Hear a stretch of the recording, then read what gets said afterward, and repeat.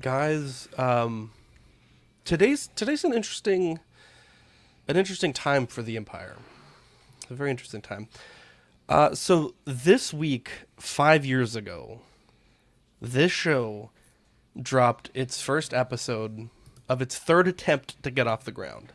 So we had tried and failed twice before, to kind of get like a little bit of traction. And back then, I always say that it wasn't like now, where now you can turn on YouTube and there's like 50,000 channels, which is great. I love the fact that there is. But this week, 5 years ago, I put out episode 1 of Collecting Weekly. And it's our 5 year birthday. It's our 5 year anniversary. Hey, happy birthday. Fuck yeah. Yeah. That's awesome. Yeah. And Jumbo. I say it's a weird time, because back then, as I mentioned, I'd started it once. I think I got to like 15 episodes, and it just was not working. I was by myself, I think most of those, or perhaps all of those 15 episodes. And the second time, I think it was only like 4 or 5 episodes. It was also monthly, which is really weird for a show called Collecting Weekly, but I don't know. It didn't work out. And Dean was one of the biggest reasons for all of that stuff coming back, right? The new iteration. And I wanted you guys to, I guess if you have a favorite Dean moment that you want to share, because obviously he's kind of been going through some things. But do you guys have like a favorite Dean moment that you want to share? Not just on this show, but just any of the programs. I honestly don't know if I can measure Dean in moments. It's more along the lines of the love and the laughter that man has brought me. I have not laughed as hard as I have laughed with Dean at times. Like when you make a joke and Dean starts laughing at that joke, aggressively laughing, you just can't help but feel like $1,000,000 and laugh back, and it's awesome. So, yeah. I don't know. All the times I've laughed with Dean makes me love that man. Eddie, do you have... I know you got to spend a lot of time with Dean when you had come down to San Antonio. He was like a little tour guide for part of that trip. Do you have any favorite moments from all that? I think what Ben said, Dean, like... just Dean's laugh is a moment that I remember. Like I can hear his laugh in my head. I can't say that about too many people, but I can hear him laugh in my head when I think about it.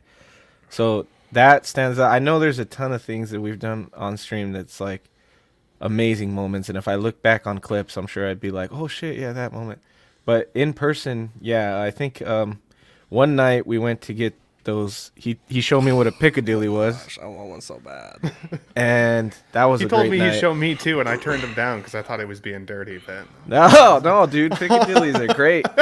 They're really good, actually. And that was a pretty cool night. We got to hang out. And yeah, he was driving us around and like a tour guide. And Dean's a great guy, man. I can't say enough about Dean, but I wish I could remember specific stream moments right now, but I can't. I put y'all I just found some stuff, so I put y'all a little bit on the spot.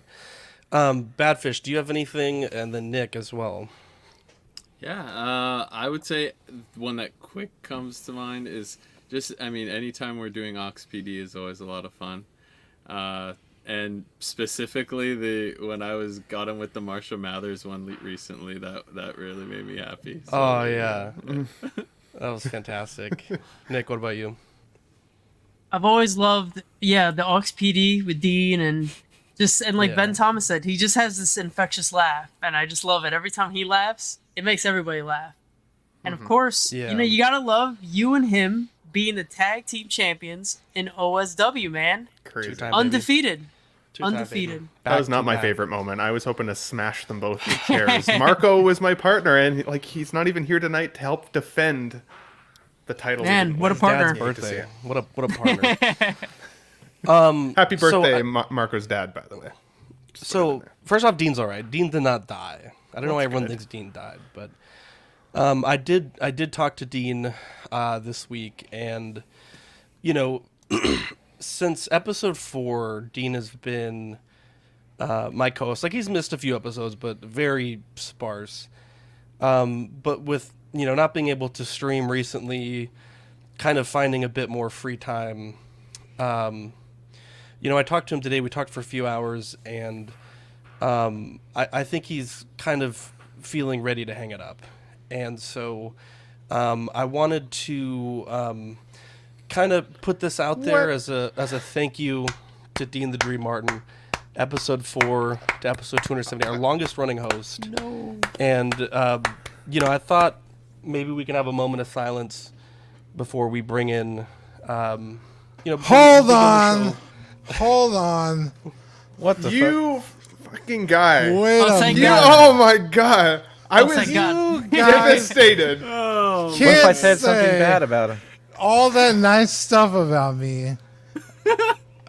And Get him outta here. stay gone. Oh my I gotta God. rally like Bane here. Wow, you rallied Dude. like Bane. My heart sank through my chair there. I was like, do I quit CW now? How dare you, Ben? How fucking dare you? Oh, Nick hasn't had a chance to really, See the dream. yeah, so I can't let this guy down. He stepped up to the plate. He's here to hang out with us. Let's get this fucking show on the road. We got Billy Badfish. Let's get started. no, you in the pre-show you said who was saying what their names in the intro, and you said Dean's name, and I was gonna correct you. I was like, oh, he must be just not thinking straight. that was maybe the first inkling that. I don't think I did. I made sure not to say it, you fucking liar. How dare you. I swear I heard it. Let's roll the intro. Are you an angel? What? An angel. I heard the deep space pilots talk about them. They're the most beautiful creatures in the universe.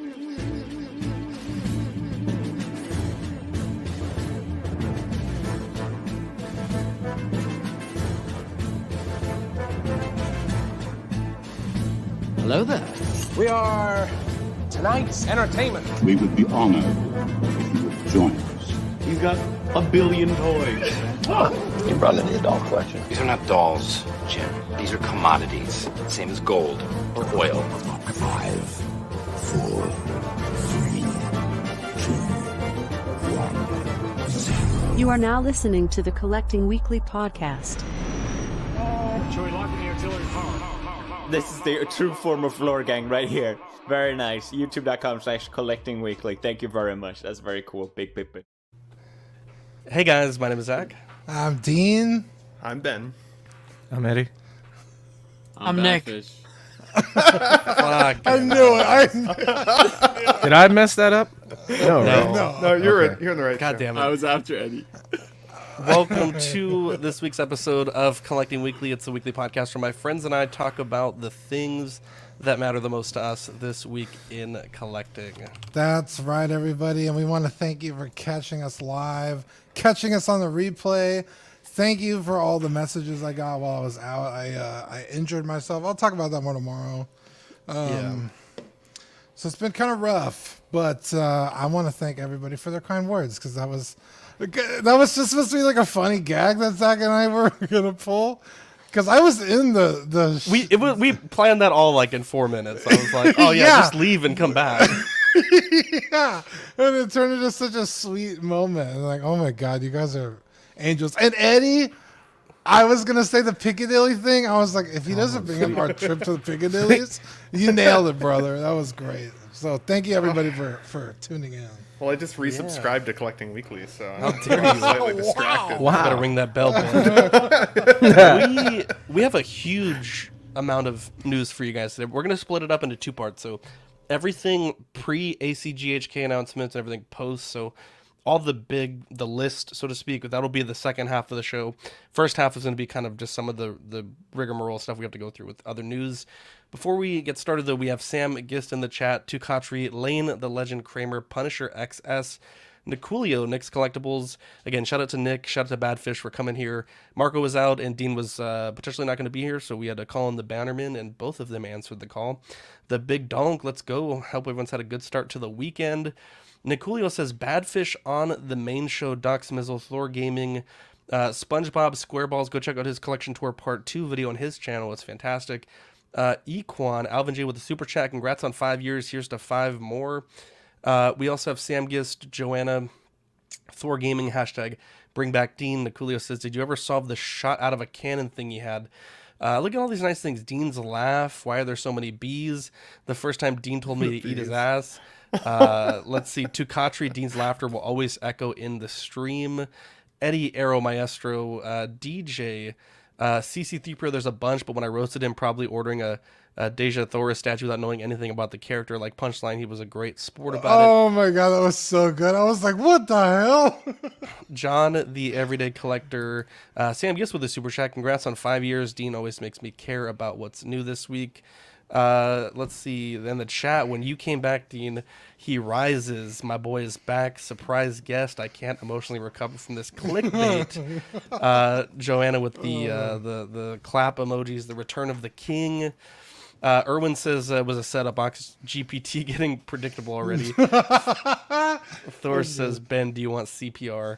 Look at this. Dean strikes back. Fat Thai Kid anniversary. Fat Thai Kid inside his anniversary. You didn't know Dean was going to show up. Noobs. Big Donk says, I was so devastated. Best prank on the show yet. SpongeBob says, Dean, you're trying to give me a heart attack. Philip the Fool says, Dean, the dream lives on. Philip, do you work out at Planet Fitness? Because I'm like sure I saw you like on Thursday last week and I almost approached you. Jazzy says, I fell for it and I'm unsubscribing now. Alvin J with the super chat. Thank goodness that wasn't real. Deanie says, WB Dean. We got Han in the chat. Hi, Ben. Sweet, sweet Han. Alvin J, welcome back, Dean. Carlos is my daddy. I saw Nick naked. Sean Forrester in the chat. That might be illegal in some states. So Carlito, lucky. great to have you back, Dean. Wasn't the same without you. Sean Forrester, Dean's back is healed. And Mojo Z78 Beam, Mr. Sketch 22. A lot of people here tonight. Wow.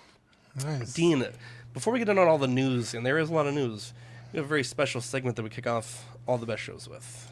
Yeah, you guys ready? Yes. It's new this week. Yeah!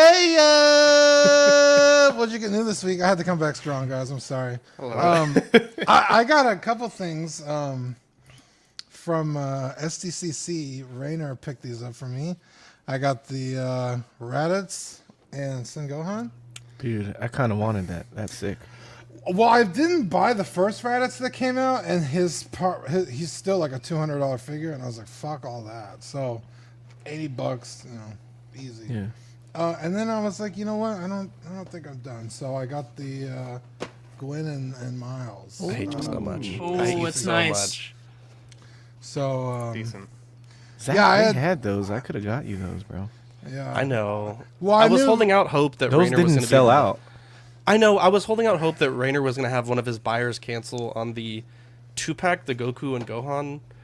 So I'm still crossing my fingers, but I can get those on Amazon, so it's not like, like a critical need. Yeah, but I'm so jealous. I don't even think these are the Yeah, those are the regular retail release. Yeah. So. Yeah, I knew he was going a few weeks ago, so I set the money aside, and so I was like, if you see him, pick him up, and he did. So that was my new this week. What about you guys? Look at this. Rafe says I still have a Gwen and a Miles. Hit me up. Maybe we'll talk. Ben, look at this. What did you get? Yeah, so I didn't even want to share this with you guys because Dean's been still trying to get me to play Elden Ring more. And I've been wanting to play Zelda The Fallen Kingdom here since it came out. I had bought a Nintendo Switch years ago when Breath of the Wild came out, beat the heck out of it, loved it, went and got Mario Odyssey, beat the heck out of that really quickly, by the way. Mario Odyssey did not take as long as I would have expected, but then I sold the system because there were no upcoming games that I was excited for. So sold it, got like full money back, and vowed to buy it again someday if another game came out that tickled the fancy. And here it is, Zelda, and I have now already put something like 15 hours into it, which is literally just scratching the surface so far, but it is very, very cool. And a little I want to call it like a treat for myself for the whole selling of the house thing. So it was my gift to myself, and I'm excited. So, congrats, bro. That's really cool. Dude, we could just start Elden Ring over again. Dude, We should. Just start from scratch, bro. I'd have to. I don't even remember the controls anymore. It's been so long. Let's do it. Let's do it. did you get any other games, or did you just start with? I just got Zelda for now. I mean, I have already other games that I haven't even started, like Jedi Survivor. I bought it and hadn't even started it. Like Dean makes fun of me for, I barely have enough time to game for an hour, let alone 15 in 1 week so far. So it's. I still haven't even played Jedi Survivor. Jeez. So I loved it. It was so good. Yeah, but no, just started with Zelda today. So Dean has a thick, sexy tongue with a $2 super chat. Excited for it today. What? So we have 42 subscribers to hit our Carnage Collector giveaway. So if you're not subscribed, subscribe. If you want a bonus code, the bonus code for tonight is Dean Strikes Back. So be sure to enter that on the form and get you an extra entry. We'll be doing that hopefully in the next few weeks. And shout out to Collector Zone for sponsoring that giveaway. Eddie, you got some fire this week. What'd you get? Yeah, I finally got in my Blitzway Hellboy that's right here behind me. I've had that on order, I think, since 2021, maybe? It was supposed to ship last year, and I finally got shipping, and I'm excited as hell. It came out really cool. This stand here on the right for Big Baby was added after the pre-order, so this is like a bonus that they included to have a little display for Big Baby if you don't use it on Hellboy himself. But I really like it. It's huge for a quarter scale. It's one of my bigger ones, but it's cool. I'm happy it finally came in. The guns are die cast, which is really cool. That Big Baby is like super fucking heavy. I feel like that on its own is 5 pounds. So because it's like all die cast, and even those little bullets.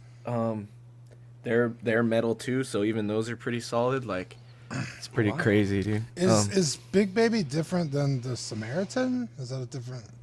Yeah, he used Big Baby when he was fighting the giant like green creature in Hellboy 2. It was like it just has bigger shells like that explode on impact. Wow. So you didn't know that. I had no idea. Thought it was the same gun. Dean has several explosive shells under his table right now. Wow. No, they're all right here, bro. No, they're over here. Jeez. There you go. Congrats, Eddie. So yeah, that's beautiful. What scale is this, Eddie? I'm sorry, quarter. I miss you. It's quarter, but dude, from the bottom of the sub base all the way to his foot there on the right, his right foot, but on the left, that alone is 6 inches, I think. So he doesn't even start until 6 inches, and then he's another like, I don't know, 14. This is like altogether with that head really with the horns on, it's like tall. 28 inches, dude. That's a big ass quarter That's scale. like 27 inches more than you need, I think. Honestly, I think a lot of people would be happy with a much smaller sure. statue. To be yeah, honest, honestly, perfectly is that displayable. I think. Is that a soft goods? A soft goods cave? Yeah, it is. Yeah, it's that's there's a. So the cape is mixed media. There's some, like the little talisman, the crucifix on his belt there is mixed media, and then he's got like, what do you call the rosary around his arm? That's what it's called, right? Rosary? Crucifix? Or rosary? Yeah, it's a rosary. He's got that around his arm. That's mixed media, and then the leather strap on Big Baby is mixed media. So it's really cool though. Came out good. And you also got a smaller scale piece here. Yeah, I got the 1/12 scale Ghost from who makes this? Jazzwares? Jazzwares, you're right. Okay. This was like a last minute purchase. I was in line to pick up the what's that vehicle called? The Spartan? Is that what it's called? The Warthog. The Warthog. The Warthog. Yeah, why did I think Spartan? They're Spartans. So the Warthog, I was in line to pick that up for Chris, you know, and I saw that they had this, and I was like, oh shit, like that's pretty cool. I'll pick that up for me because they weren't sold out yet. So what are this retail? $40. That's not bad for the exclusive. It's only $20 for the regular one, but that'll come out to October. This was more one of those pickups just because I was at the con and I wanted something exclusive, and I was like, this is sick. You know, I love if I ever Ghost. sell it, let me know. Okay, wow, you'll be the first then. I have to get dibs fast, dude. Dude, dibs is ironclad these days. Wow. Congrats, cool. Eddie. Thanks. Congrats. So I picked up. It was funny. I didn't realize this was a peg warmer. at all. It's the Hasbro Marvel Legends Miles Morales. I saw a store report that this guy was like, "Oh, they have a few of them," and I was like, "Oh, bet."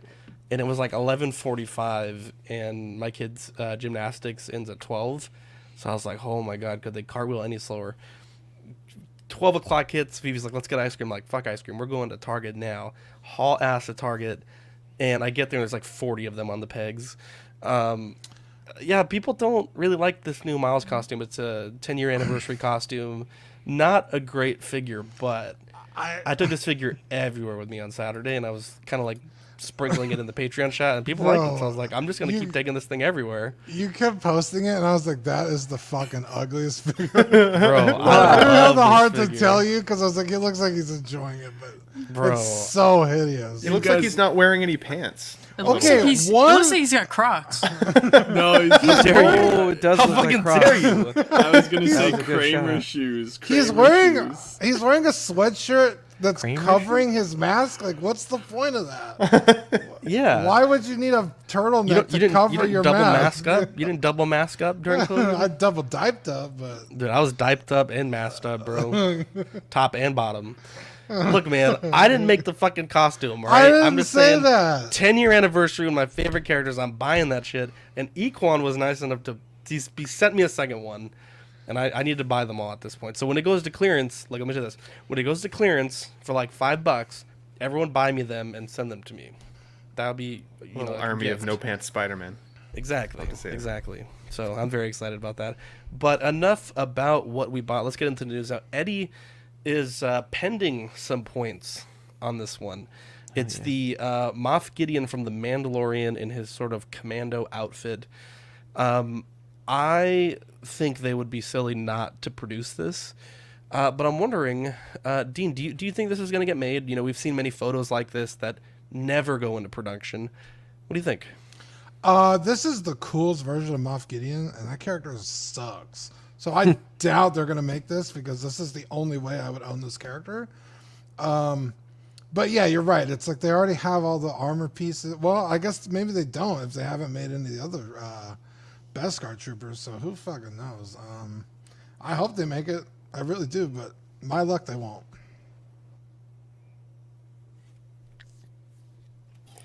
Ben, it's your All turn, right, dude. Ben. I thought he was going to add on to his point. I was trying not to Jesus, interrupt for that's once. right.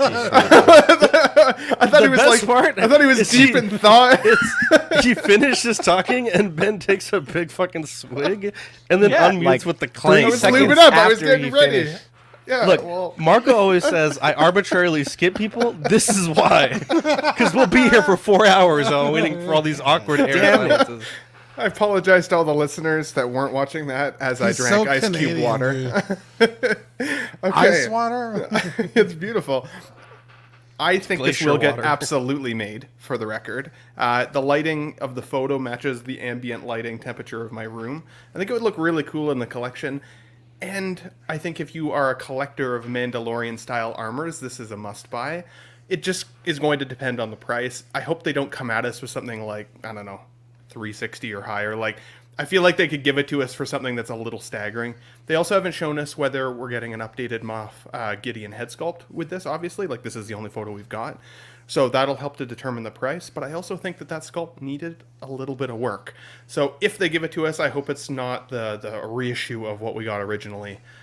And they're able to deliver on the figure at a reasonable price, because I would consider it at this point. This is one of those be careful what you wish for figures, because I think I said alive at one point, if it comes out, I'd buy it. And now I'm like, it might come out. Now I got to start looking at the bank account and figuring out where it come from. So careful what you wish for.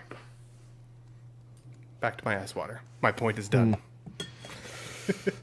I really hope this comes out just so I get some points, but I think I agree with Dean. This is the coolest look for Moff Gideon, especially because we haven't seen this guy do much ever in the show yet. So, and I'm just a sucker for Mandalorian armor figures, so I really hope it comes out. But I think it will, because they're really milking the hell out of this line. So I wouldn't see why it wouldn't come out. But it looks super cool. There you go. Nick, what do you think? Yeah, I'm hoping that they make this. I don't see why they wouldn't. It's a Mandalorian. They always sell. And I'm glad I passed on the first one, because I just didn't think, like Ben said, I didn't really like the head sculpt, and I feel like the design was kind of boring. But this, like, you get Darth Vader vibes, man. Like, the only thing that worries me is that it looks like it's gonna have a lot of pleather. But you know, it is what it is. But he looks so damn cool. I want it. Make it, please. I want it. That's all I gotta say. Heck yeah, dude. Does anyone else think that Nick looks like a Mexican Paul Atreides? Or is that just me? He's Muad'Dib. Damn! I'm signing you up for sensitivity. He looks like the school. real. He looks like the real son Bro. on Dune of fucking Oscar Isaac had that white ass kid. I don't believe it, dude. Are you just saying that because they're bullfighters? That seems racial, actually. It was 100% racial. Wait, really quick, He's Zach. saying it because Paul's supposed to be 15 in the movie. Wow. Zach, really quick. I made my sister watch that movie the other day. She fucking loved it. I was like, The new one or the yeah, original? the new one. Oh, okay. Yeah, it's good. Oh, so good. Gonna watch the original with Patrick Stewart. It's a Fuck super no. confusing Bro, the scariest part copy. about that movie is Patrick Stewart with long back and side hair, bald as fuck up tops. Scariest part of that whole movie. And they show a fetus in utero. Oh my god, right. yeah. Nicolio Badfish. says, "Do you want me to?" Oh, go ahead. You got it. You got it. Nicolio says you should do the grow your own Gideon clone in Back to Tank. That reminds me of those little dinosaurs you'd put in a cup of water and it would Hey, look at slowly big. expand into Oh, something weird and dude. floppy. Yeah, fun. Wow. Like Dean's penis. Wow. Badfish. Speaking of penises. Oh wow. All I gotta say is this reminds me of the Purge Trooper kind of with the eyes and the visor and stuff, but I don't know if I'd be interested in it just because the season was kind of meh. But I do agree it is the best looking Gideon, the best he's looked. So, and I hope no sculpt almost actually, so the price is less. There you go. Bertus says, might have to get a second Gideon. I like the 1.0. Rafe says, this is a pass for me. Aaron Collect says, didn't get the first one off. This I need. So, Ahsoka, Hot Toys teased that Hot Toys collectibles are coming soon. I know we talked about it last week that, based on the verbiage at the bottom, we were kind of like thinking, oh, like this could be Cos Babies. It doesn't say 1/6 scale. What could this be? And I feel like since Andor, I really wonder what is Hot Toys' plan, right? Because I think we only did get maybe one figure from that whole show. And I'm wondering, with Ahsoka, they've made plenty of versions of that character already. I can't imagine they would leave a chance to do that on the table. Obviously we have Grand Admiral Thrawn in the trailer, a bunch of big name Rebels characters in the trailer. I would be shocked if they didn't, go pretty deep on a Ahsoka line. Dean, do you think we're finally going to see a Hot Toys Thrawn in 1/6 scale? Bro, that'd be dumb not to. This show has a lot of potential for characters that people want in their collection. Harrison Dula, Sabine Wren, that really annoying kid from Rebels, Ezra, whatever the fuck. We've already Ezra seen, Miller. yeah, we've already seen Zeb in Mando season 3. Which would be cool. Hopefully he, makes an appearance.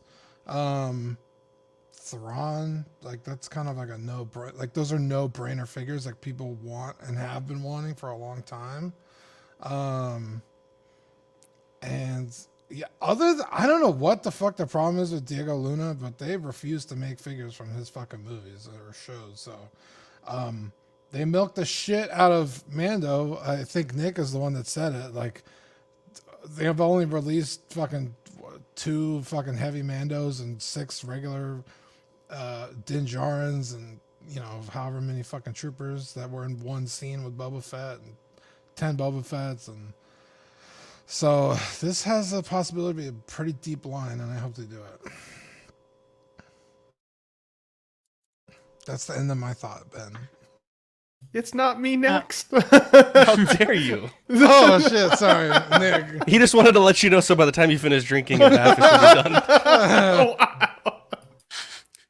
I'm excited to see what they got. I have the Ahsoka figure. I don't really see like how they could do another Ahsoka because she's wearing the same costume, unless maybe they find a loophole. She has some sort of new accessory that she comes. Yeah, with, that's never stopped them. Yeah, exactly. So I mean, they'll probably find a way. Maybe they'll give her a cool diorama base, or they'll fix the elbow joints. But I mean, they're gonna go deep. I already know it. There's no way they're gonna pass up on those Rebels characters because that's what everybody wants. Everybody wants the Thrawn. Everybody wants the Bean. They want Hera. I gotta be honest, I don't remember all their names, but they want those Fake characters. We're already getting a ghost from HasLab. Yeah, HasLab's making a ghost, and I think people are buying it up. Seems like It's already back. I think it converted. It Yeah, did? it converted today. Yeah. That was quick. Yeah. So people are willing to shell out the money for those characters. So I wouldn't be surprised. I think they're gonna do it. Yeah. And I'm excited to see it. Especially, I'm excited to see a Thrawn. I'm very interested in seeing that. All right. I think it's bound to come. It's how deep they go. I think like everyone said so far, just it would make sense for them to hit those key characters. A lot of people are liking them or have liked them for a while, and I think Disney likes them too. Maybe for some reason they're just more inclined to push these characters. I don't know, because they've skipped everything from Andor, except like you said, one thing, and then we got a few things from Obi-Wan, but that again was, I think, maybe would have been pushed more if it had done better. But yeah, other than that, I think hopefully this show is a good one. So there you go. Abe Dunk TV with the super chat. Love you guys. I'm gonna have to catch the replay. Got busy with family stuff. Love to see Dean back. Ben, what do you think about this? Yeah, I mean, all great takes so far. I would say to kind of reply to Nick's comment there that, everybody wants this. I think there are a lot of people that do want Hot Toys to go deep into a line. I think there's obviously some license obligation from Hot Toys. I don't think they always necessarily get a choice on what they go deep on and what they don't. I think that they're instructed in a lot of ways as to what will be profitable and what, Disney wants out of their license holders. So I do think that everybody wants this, but I think it'll also depend on how good this show is received. Obviously, a lot of the love comes from Clone Wars and Rebels, those shows. But those are animated series, as you guys know. This is going to be the lifelike representations of these characters. People are already calling this Thrawn the Elon Musk Thrawn. You're halfway there to an Elon figure to give us a Thrawn. But if the story isn't there, if the writing isn't great, then are people going to want it? It's hard to say. I could see a lot of collectors being like, no, I'll stick with my animated Rebels figures wherever I can get them from, whatever company makes them, because that's what I truly love. That Moff Gideon we just looked at is a good example of something that is objectively really cool. It looks awesome, but like you guys were saying, like the show the last season was, it was okay. So if I get it on a good deal, I'd buy it, but it's not one that I immediately went out and pre-order if it comes to light, because the writing wasn't necessarily there for a lot of folks, despite it having fans. So I still think there's a lot of people that are rooting for this show to succeed, myself included, and I'm excited to see it. I'm hoping it brings a new love for characters that I'm not as familiar with, so that I can get excited about more collectibles and stuff. But remains to be seen if it's a shitty show for whatever reason, or it's just not well received. It'll be curious to see what happens with it. We still don't have a Hawkeye from the television show Hawkeye. Ben's dying on that Hawkeye hill. Bro, he keeps saying that. Yeah, I know. Hurts my soul. I wanted that I thought we did. It was teased. It was we got teased Kate in Bishop. the. It was teased. Yeah. Eddie, I'm right there so with you, bro. My only counter argument to Ben would be Cad Bane. Book of Boba Fett sucked to me. I think it sucked to a lot of people. Most people, yeah. They didn't do justice to that character, Cad Bane, and he doesn't even look as good in live action, and people love that new Hot Toy figure. And people loved him in the show. And I like that didn't even do justice to his character, that show. So I think that, yeah, Hera's gonna sell. I think Sabine's gonna sell. I think that if we see any of those characters, they're gonna sell well, even if the show sucks, just because I think the love is strong enough for those characters. I do hope it's really good, and I don't know why they didn't do Andor. My only guess as to why they didn't do Andor is because those are all like. Does anybody want like an officer, or like maybe Andor himself would sell, but like I don't know how much of the other characters would. You know, like I know that the show was love for people, but they're like, I don't know, they're Imperial officers and stuff. I feel like those characters, bro. Mommy Bix. Fair enough. So I don't know, but Cad Bane is a good example. I think this is their next Mando line, this show, because if this show does well, this is gonna carry them. Because Mando's like the hype is dying down, they're running out of characters to make, so I feel like this is gonna be that second wind of Star Wars figures from this show, or at least it has that potential. Mm-hmm. TXBoy 210 says, can always separate the figure from the show if it's a great piece. Also true. Yeah, and that's the thing with Thrawn, right? Like, regardless of how good or bad they write Thrawn, which it should be good. I believe Timothy Zahn is at least helping in some way from what I've read. Sure it will. His character transcends, like, modern Disney, you know, has been around for a long time. He's had his own trilogy way back then, and then his own trilogy in the current canon. So, you know, when you get figures like that, I genuinely feel like it can, like Eddie said, like Cad Bane can transcend the medium. And for that, Eddie, I'm going to give you a bonus point. Whoa! Excellent point there. Let's talk this just briefly here.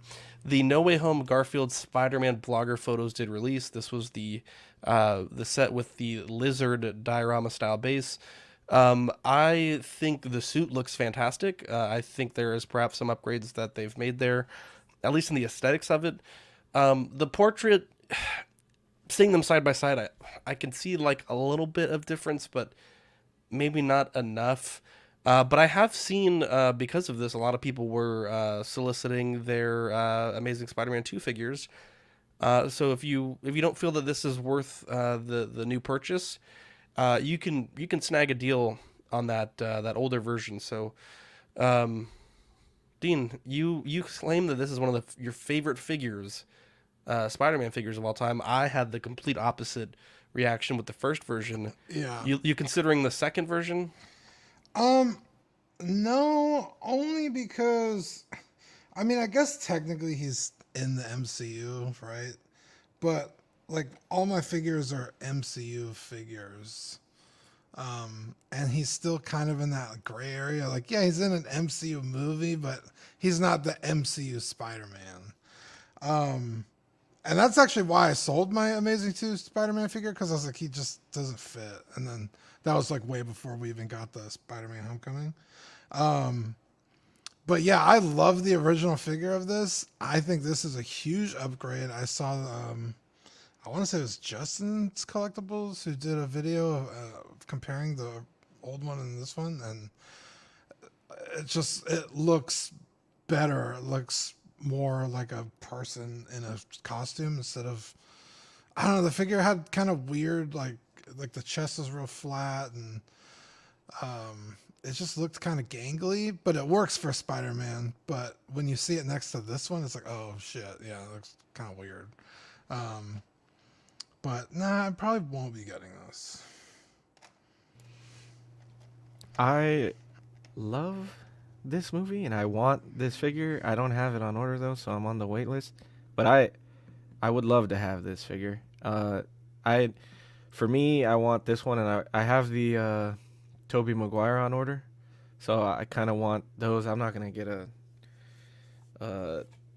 whoever, what's his name for the current Spider-Man? Tom Holland. Tom Holland. Yeah, I don't care much for Tom Holland, so I'm gonna pass on Tom Holland. But so like how everybody's mad that this is like not marketed as No Way Home, I kind of like that it's marketed as Amazing Spider-Man, because in my collection it's gonna be Amazing Spider-Man. So, and it does look good. I watched Justin's review today, and it looks really good. I'm not one to use head sculpts anyway, so The head sculpt's decent. I don't think it's a bad representation. But I'll use the regular head anyway, so. Well, Spider-Man is my bread and butter, and I was highly anticipated for this figure, and it disappointed me severely. And I feel like there's a lot of things they could have done and they didn't.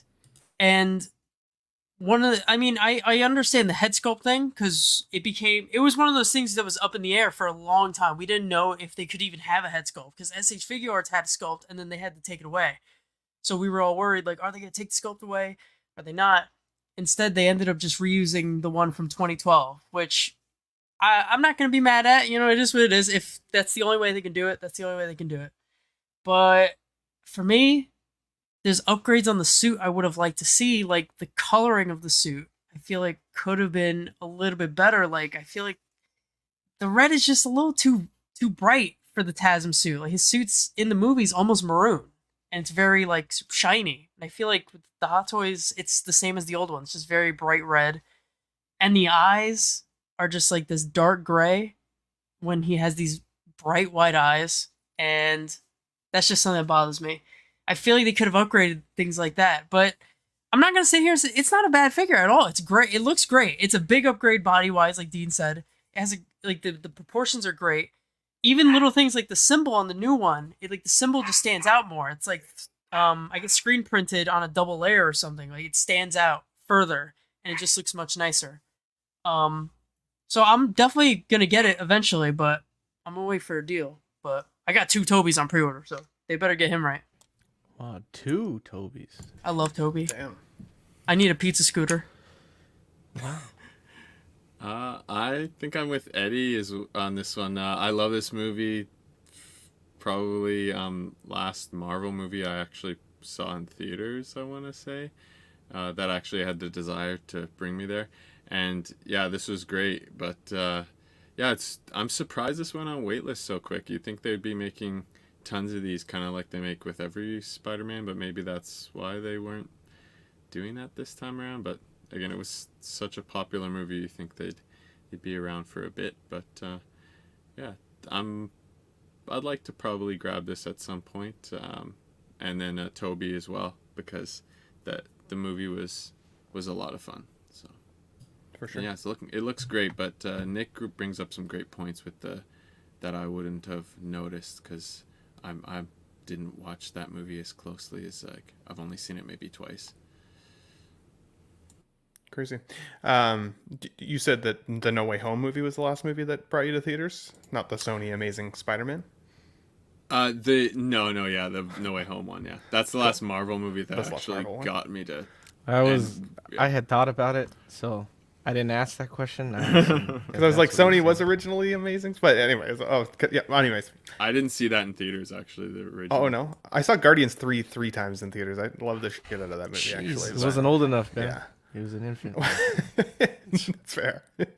I can understand where Nick's disappointment is coming from. The Amazing Spider-Man suit is by far my favorite Spider-Man suit, whereas Tobey Maguire is still my favorite Spider-Man, most specifically from Spider-Man 2. That's one of my favorite superhero movies just of all time.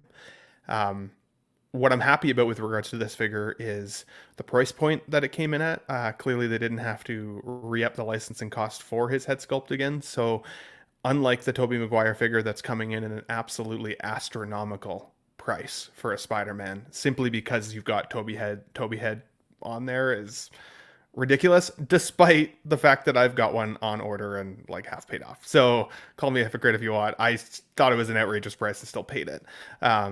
This one though, I missed it. Obviously, I mean it's gone now. And I don't think I'm going to hunt it down. I was disappointed that they didn't do some of those updates. I had the original Amazing Spider-Man in hand with like the half hands, only for like a 6-month window, and then I sold it on. It felt kind of like a lower cost figure in my collection in comparison to everything else I was getting into at that point, and I moved it on. So I loved seeing Andrew Garfield back in No Way Home. It was a great moment. Seeing Toby back, great moments. And I think being able to recreate the pointing scene would be awesome. But I don't think it's necessarily worth picking up this figure if I'm not super happy with it. I worry it would be a bit of an outlier that I'd look at. And once I get too many Spider-Man in my collection, it would be one I'd move on. The only other thing is, back to Fourth of Wellington's comment there about needing to go out and immediately buy an aftermarket head sculpt. While it's amazing that he was able to find one for under $100 that is so damn good, it also really highlights just how not great this sculpt is when you see that custom piece. So, I skipped on this one and obviously missed it as a result. But I think Badfish Hot Toys is trying to get back to the golden age of exclusivity, and things run out. You take it or leave it. Lock it in if you want it. Let's blow through this quickly. Hot Toys, the King of Pirates, is searching for the treasure that would make the dream come true, and maybe collectibles as well. Join the crew and set sail to the Grand Line. This is them announcing the One Piece line of Hot Toys collectibles. Just so we're not here for 4 hours, let's move on. Wait. I know. You wanted it. This is awesome, though. Like, if we get anime from Hot Toys, I know you didn't want to do this. It's not anime. It's the Netflix show. It might be the Netflix show. Yeah, it's that live-action skull. You guys just ruined my high. That's what I was going to say. I was like, they're real fucking It has cocky Netflix. It says One Piece Netflix on it at the bottom. You see it? Next to hashtag Hot Toys. Yeah. So Yeah. they're... It does open the doors up. We could get that live-action Spike Spiegel. I'm just kidding. God, no. Please don't do that. Jesus. You hate to see it. Yeah, Big Dong, this is for the live action. Sorry, I just don't want us to be here for 4 hours. InArt showed a quick video of their 1/6 scale Batman v Superman Dawn of Justice Superman.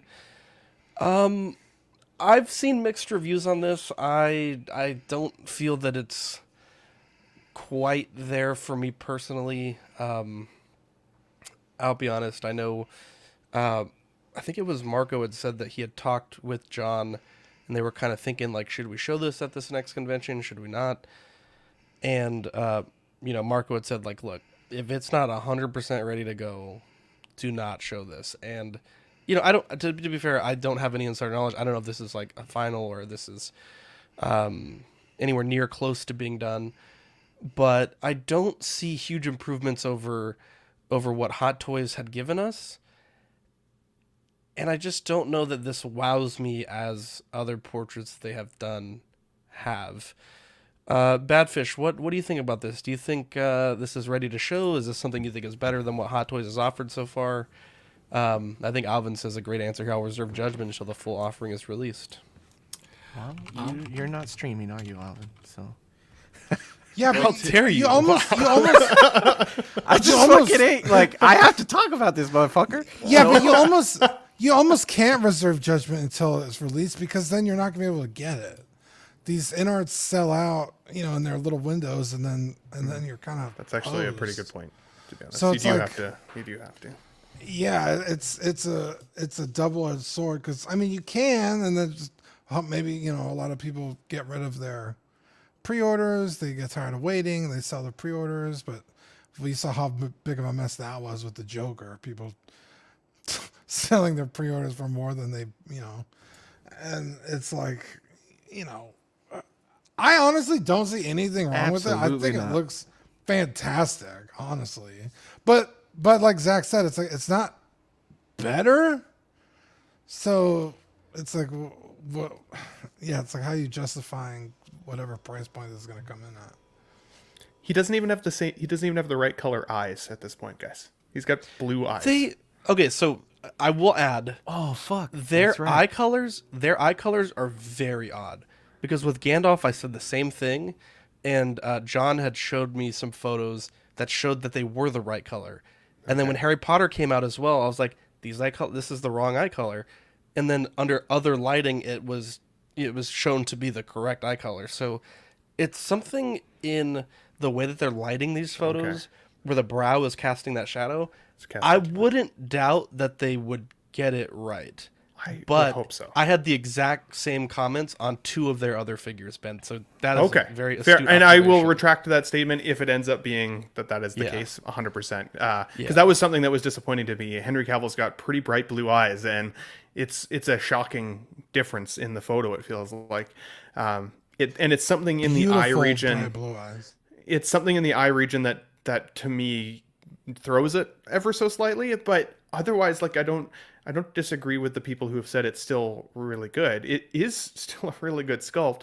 I think that there are paint improvements over the Hot Toys version. When I've seen this one even compared to Hot Toys, I do think that some of the paint applications do actually still look superior here. Something that resonated with me, though, was something Marco had said a couple of weeks ago about InArt specifically. And that was along the lines of, if it's a premium offering, if they want to be the best of 6 scale, then don't show it until you're ready to show it. Because if it's only half-baked, then it lights the internet on fire. And I understand that sometimes bad publicity is still publicity, right? Like, but for something like this, it can create that hot toy fandom against InArt fandom. It can create negative space for something that we should be celebrating. Like, Henry Cavill's time as Superman is done. I want the best iteration I can find. But right now, the black suited Superman I have behind me still feels really damn good. And if this was a whole other level, I'd consider locking it in as soon as there's an opportunity. But now I'm on the fence. Now I want to wait because it's not there for me. But art is, of course, subjective. So I don't think it looks exactly like Henry Cavill, but I can understand why other folks do. So, but it's a wait and see for me at this point. And you know, if it actually hovers or flies off the base, I'll consider it even more. Hovering Superman. Wow, magnets in the 7-pack. Quickly before Badfish goes, fun fact: Henry Cavill, his left eye is like half brown, half blue. I didn't know that. He's got like a little streak of crazy brown how in his nature eyes. do that. I knew it, Crazy dude. how No one nature could do be that fucking perfect and have like no flaws. Look at this. He's a mutant for well, sure. He's also got. I don't know if 3 it's a inch flaw, penis. but Jesus Christ, look at that. It's got a little Look blue. at that fucking handsome. I wonder guy. if InArt will do that. That would that would be impressive. This man is the Look, his devil. eyes turned yellow too. It's Holy like shit. it's His like hair is that white. movie. It's like that movie. She's out of your league, where she has webbed toes. Oh, dude, oh, I yeah. saw that It's like recently on she's- one of my favorite stars She's on not OnlyFans. perfect. Totally ruined it for me. Badfish. Jay Baruchel's on OnlyFans. Wow.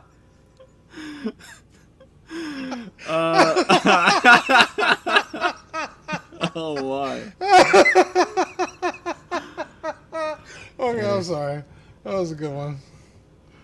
Oh man, I actually, whenever I see these things, like when I first saw this, I was like, oh, this is bad. But the more I've seen it, it actually, looking at it here, and I saw a comparison of him, real life Cavill, and the Hot Toys, and I showed that to my wife, and she immediately said that this looks better. And I asked her, I guess why, but she just said that the other one is just the brow and stuff is too I guess I think she said, I don't know if aggressive was the word, but it was like too Pronounced? strong. Pronounced, yeah. And then this one, I think the only problem with it is it looks like his eyes are a little crossed. And I think if they fix the eye, I don't know why it looks like his eyes are crossed to me, but other than that, it is growing on me a little bit. And I was looking at some pictures here. It feels like they're going for when he's like in front of Congress or something, sort of look where he's really, really Wow, that's a good shout out. clean It does. shaven. The second you said that, I saw that. Like when he gets arrested and stuff, he Mhm. does look like that. Who's the idiot that put him in handcuffs? He also looks Yeah. like he thinks he forgot he left the stove on when he left the house, and now he's just a little bit worried about it. And the suit looks pretty good too. I don't know if anyone's talked about that at all, but the suit, I was kind of curious what it would look like compared to. But I think so far it looks good. I'm not a Superman aficionado though. But. I think, I don't know. Maybe I'm in the minority, but I actually like that InArt does this. They show a preview, and then they'll announce it later on because you get to see it. We can critique it, and I know they're gonna fix it. Like I know they're gonna change it. Like with Hot Toys, they can do whatever they want. They don't change it usually. I mean, no, I'm not saying they never do. I'm not saying they never do, and I'm not saying InArt will change it. The Pants Prince. The what? The Gandalf Never Pants mind. Prince. fucking dying. We'll be here for 3 hours. I gotta be honest. he's got I don't his know own anything hill to about that. die We on. can talk about that later. But I'll die on that hill. No, I'll die on that hill every fucking day. but I gotta be honest. I think this is pretty good. There's it's like Badfish just said. They almost sculpted this from the council scene, and I had me and my friends put up a picture of it next to the figure, and I think I know what's off about it. It's his upper half from his eyes up. There's something up there. It's like I think his forehead is like slightly too long. Like I think that's slight? the fur. I think that's because of the furrowed brow thing. It When you might, furrow yeah. your brow, yeah. Mhm. Yeah, I was wondering. It if might they be a needed little to bit of that. Fix the hairline a bit or something. Something is. I you- agree. Something's off at the His- on the upper area. You know, the thing is, his hairline's actually pretty good because he does kind of have a receding hairline. I think the Hot Toys doesn't really capture that well. But his lower half from his nose down is perfect. Like if you cover the top half, it's literally perfect. Like they don't need to change that. Mm-hmm. And when it comes to the suit, I think the suit looks great. The logo's a tad bit small. Zach, I but- shared it if you want to see, just like the. The logo's a tad bit small, but that's an easy change. Just make it a little bit bigger. But other than I that, thought the logo was smaller in that movie. I'd have to look that up, but I'll take Niculio's word for it because I know he I mean, checks this shit out. I don't know, man. From photos I saw, it looks like it goes almost to his shoulders. It looks like it almost hits his shoulders, like where the cape ends. Like it looks like it goes all the way and then goes down past his pecs. But like the inner art is kind of like just in the center of his chest. I might be nitpicky. That's just how I am. My name is Nick, so Nick Picky. But I don't know. Yeah, you see? There you go. it does go I'm on not for Nick Picky. I'm lit. But like, I think the lower half is pretty good. Yeah, the One Hot looks like Toys. a man, one looks like a baby. The Hot Toys one, I feel like just doesn't have. I think who was it that said their girlfriend felt like the eyebrows were like a little too furrowed? Badfish. Badfish. Yeah, my wife was saying she immediately liked Mhm. the inner way more. She just. Was I kind. seeing these here, she was, and then him in the middle, with the real life picture was Yeah. what she was looking at. But yeah, Yeah, I agree. I think yeah, for sure the eyebrows on that one throws it off a little bit, but I think the hairline is much better on the in art for sure. Like you see that? things I Look at like that man's about both. hairline. Yeah, I like it. don't know. I think I see more. I see Mhm. see what she's talking about. He kind of has a bit of a. It's almost like a not softer face. I don't know how to describe it, but versus the Hot Toys one is much more. Yeah, softer. Harder Angular. lines, harder. That's good, yeah. Angular, exactly. The Hot Toys is more angular. Problem is, it says YouTubers have been going on an anti-in-art tear since Hot Toys announced the Ledger Joker. Yeah, fuck those guys. Yeah, we'll give you our opinion. I don't know that we're anti anything at the moment, but I do like this is kind of hard to point out, but Ben, beneath the top of the logo were like the red S's. You wanna have look like at the guy that with black. Wait, what? I was gonna say, do you want to look at the one of him shirtless with the Superman what logo the over hell? his crotch? Oh, okay, sorry. No, you assume get like that not. shadowing, and I feel like on the in art, Hot Toys captured that shadowing between the different layers of the shield a bit better, and then also the size. Like I can't unsee how small this is now. But you know, like Nick said, they'll likely kind of tune this up a bit. I just Yeah, shared I think. another one that you can see the crest a little bit bigger. I mean, there. almost every. The only figure I think. Exactly. Yeah. There's only two figures they put out where they didn't change it. Was Joker, because that was their first. They got it perfect. They had to. And then Pennywise. They didn't touch him either because nobody bought it. But like, Jesus.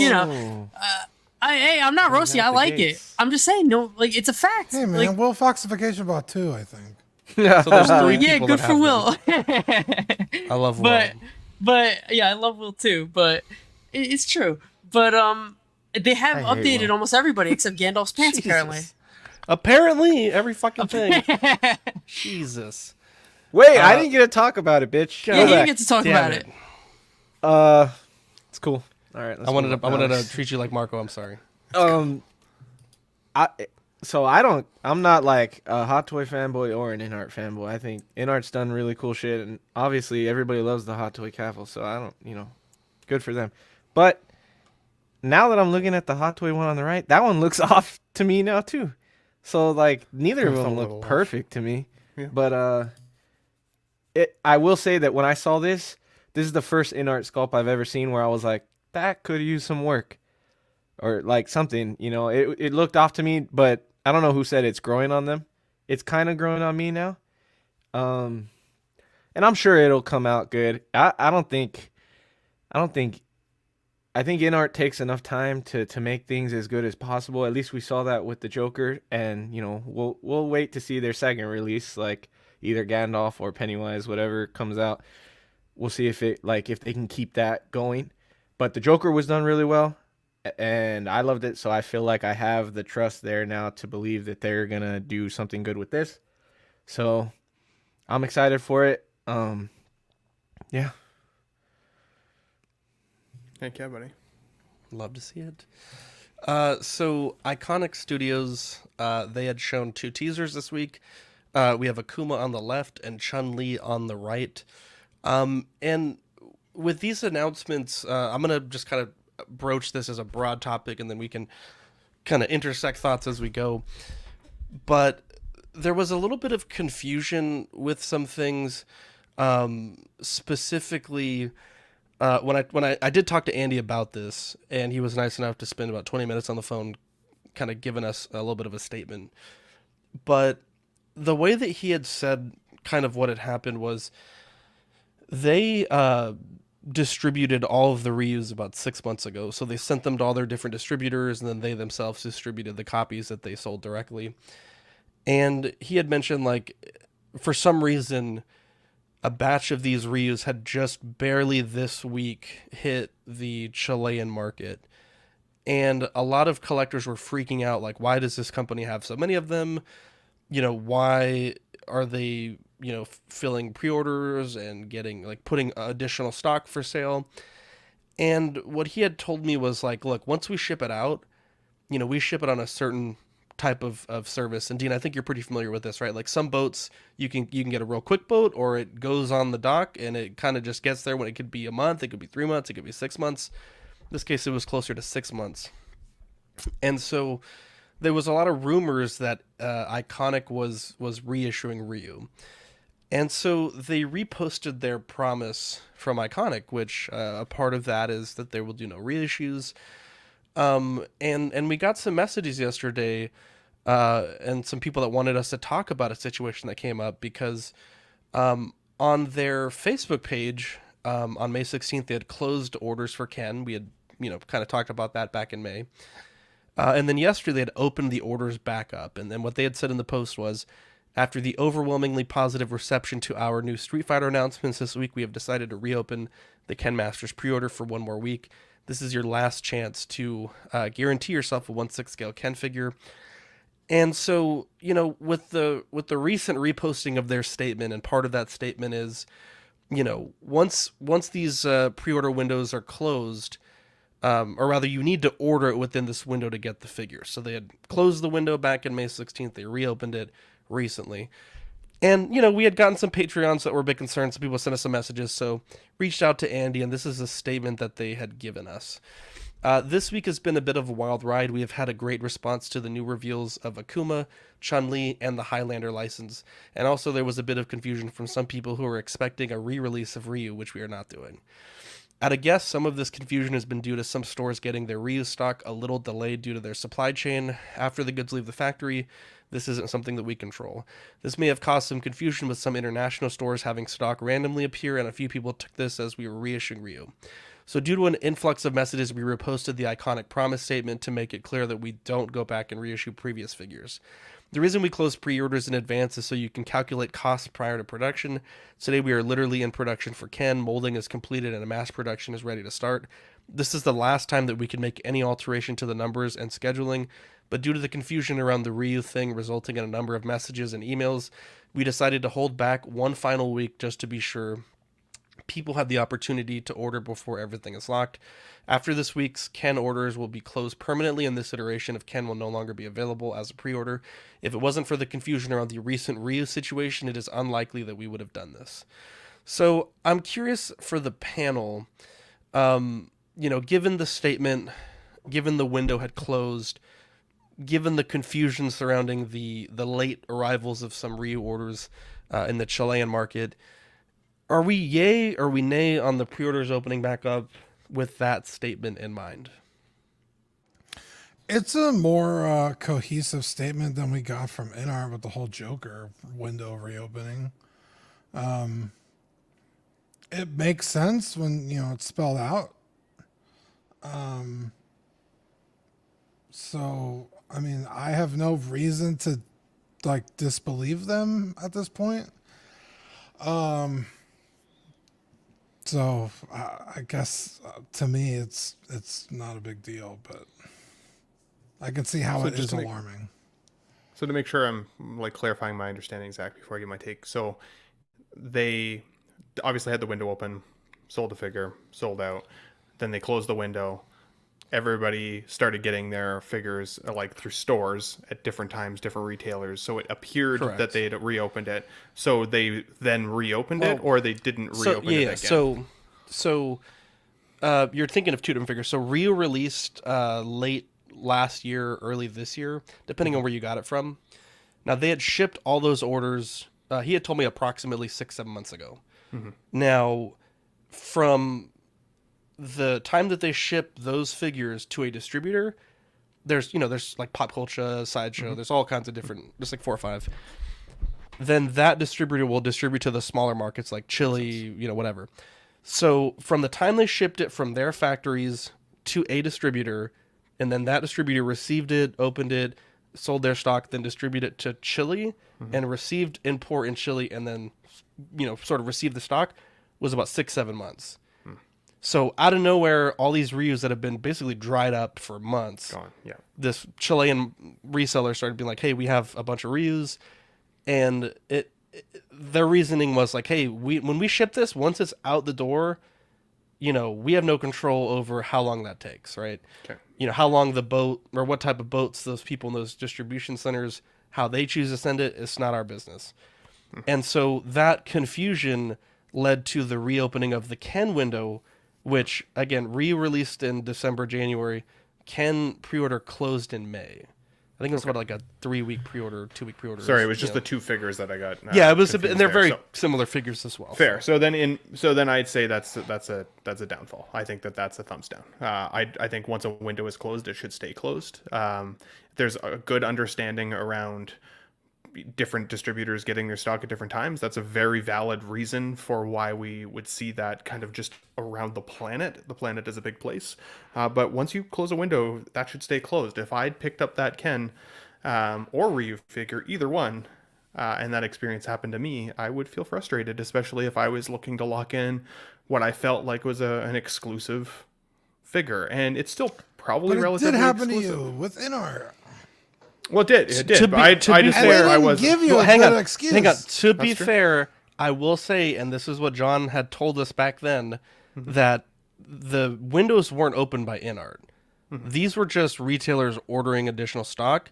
Let's say during that window, one 6-kid ordered 1,000, and they only sold 300 pre-orders in that 3-day window. They still have 700 units to sell, and they can sell those at any point. So let's be very clear about that. But optically, it did feel the same way initially before we got the explanation. And there were a lot of people, including myself, that was like, what the hell? Right? I waited up until 2 o'clock in the morning the night of the order with my finger over the hover button trying to decide if I wanted to commit to $1,500 Canadian when it was all converted. An insane amount of money for figures. I pulled the trigger, and when I heard that window might open again, that did suck. At least the explanation was good. But as I said, I think if a window closes, it should stay closed, despite past confusion of another figure. Anyone else want to take a crack at this? No. Yeah, I feel with you. And it's nothing against Andy. I think Andy's one of the most professional people out there. When I had asked him, hey, can I grab you for a statement? He phoned me up and we talked, and so I appreciate them doing that. Like Dean said, no other company we can just message and get a statement. So I respect that. I really wish they hadn't done it, especially the way their wording is there's a window if you want to get it, order the thing. And, this one wasn't, it's not like you're paying the full amount up front, so you just a little deposit, I think. But I imagine there are some collectors that may have stressed about the Ken window, and so to see it open back up again, on one side being a person that wants everyone to get collectibles that they like, I think it's a good thing that people, maybe people that miss Ken can get it. On the other hand, though, I think arguably Ken is probably worth more now that you have Chun-Li and Akuma, and so to open that back up, I think it maybe reduces your investment just a little bit. So I could totally see both sides of the coin. I do, though, genuinely appreciate Andrew for taking the time to speak with me and give us a very concise answer. So it was opened directly by Iconiq again? Correct. So it was 2 months later, right? So May 16th, yeah, so June, July, yeah, so 2 months. That's a long time. I don't know. It's weird. And they basically say exactly it's because they wanted to make sure they could get enough into this production run. So it sounds like just a business decision to... Yeah. They're capitalizing on the hype because a lot of people are talking about how great the Ryu is and stuff like that. I think that's what it is, but... Yeah, definitely. John says if you're going to reopen windows, eliminate the pre-order window altogether. Yeah, I would tend to agree. But again, smaller company, they're doing one run of these things. It's not like some of the third-party companies where they could do second and third batches. They are promising to only do one run, and whether or not it's exactly 100% lining up with their pre-order statements, I think you have to make your own decision. But at least we did get an answer. Like there's a lot of times we've messaged other companies and hadn't been able to really get anything. They did also announce the 1/6 scale license for Highlander, and to much fanfare. So we're really excited to see what they do with that. And we'll keep you guys updated on all the Iconiq news as per usual. Another reissue did happen, though. 3-0 Dear Berserk fans, and I called this last week. I had said that it doesn't make sense the way they're doing this line, where it's so you're talking about a year between releases, and no one's gonna just buy a Griffith, right, if they don't have a Guts. And so they said, Dear Berserk fans, we would like to express our heartfelt gratitude for your enthusiastic support for the 1/6 scale Griffith Band of the Falcon. We've heard your voices, and we're thrilled to announce that we'll be doing a reissue of 1/6 scale articulated Guts and Skull Knight exclusive version based on the manga Berserk. The rerun of both Berserk and Guts will be available for pre-order on 3-0 store from July 28th, 9 a.m. Hong Kong time, which was a bit confusing because some people said they were already able to order the Skull Knight. I didn't quite understand that, but the Guts is $260 and the Skull Knight is $280. And those are sort of what you would be looking at getting. Dean, you're in on this line, and you have invested in a Guts figure previously, though I believe it is a different version than what we have here. Correct. How do you feel about this? Yeah, so this is kind of weird.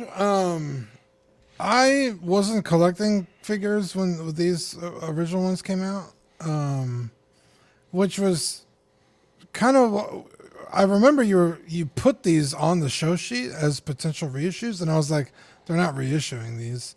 They show them off at every convention, and it pisses me off because I missed out on them.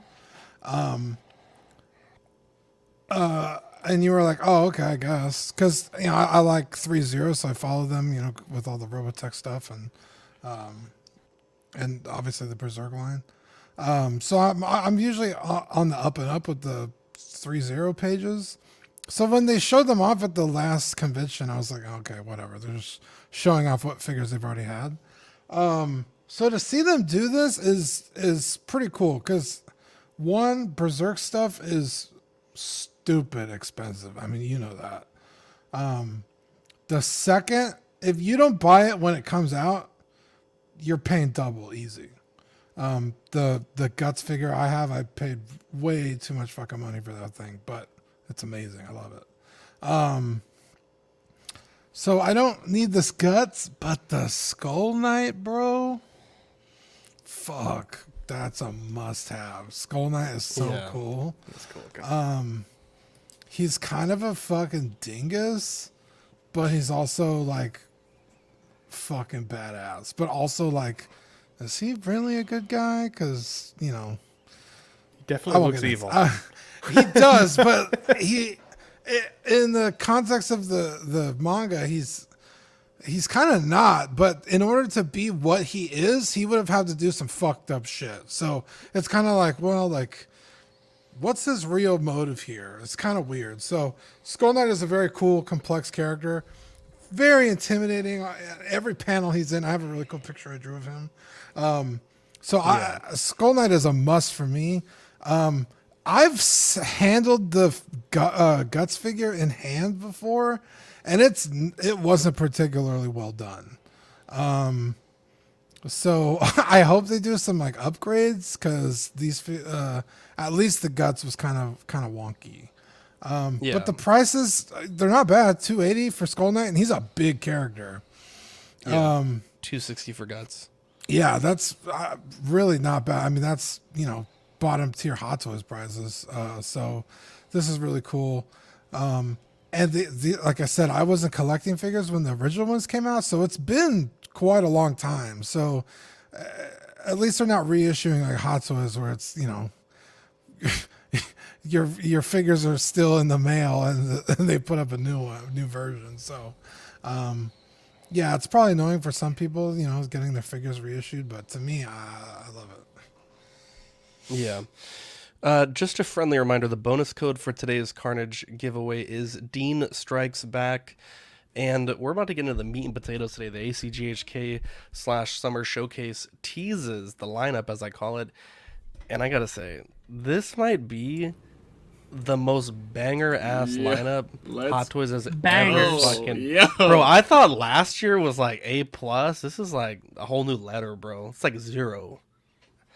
Anyway, so let's talk about it. So Hot Toys, they're debuting the new Artisan series, which is a tagline to the DX line, and it's the stunning hair craftsmanship, and they're starting with Anakin Skywalker and another character.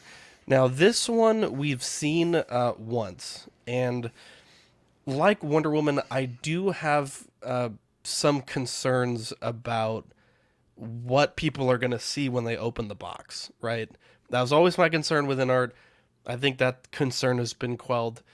But on display, I don't know how good this is. But man, the potential of this figure to be one of the best Hot Toys that we've ever seen is sky high. I think that having owned 2 different Hot Toys Anakins, there are lots of things that could be done better. I think the cloak, that typical brown dye that dyes your character's like skin blue for some reason, that like for this line, if you're going DX and Artisan series, like that absolutely cannot be a thing.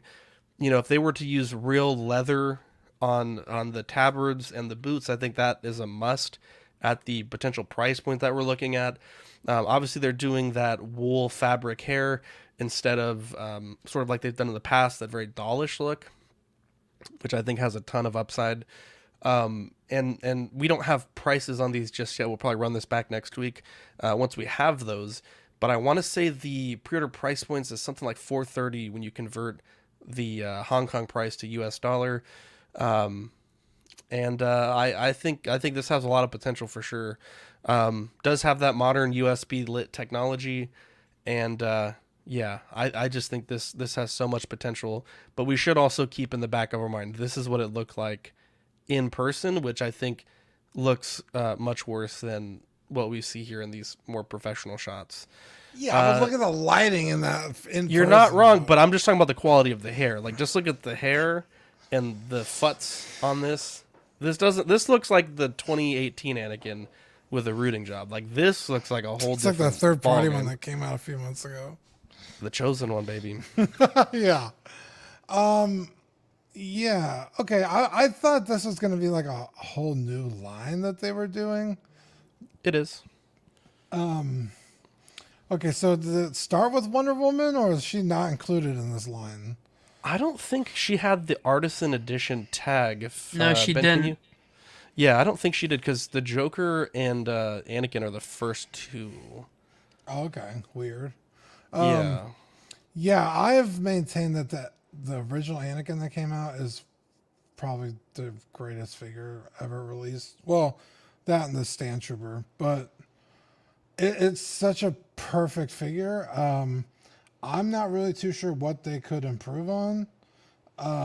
So if the rooting of the hair is that, then by all means, it looks fantastic in these photos.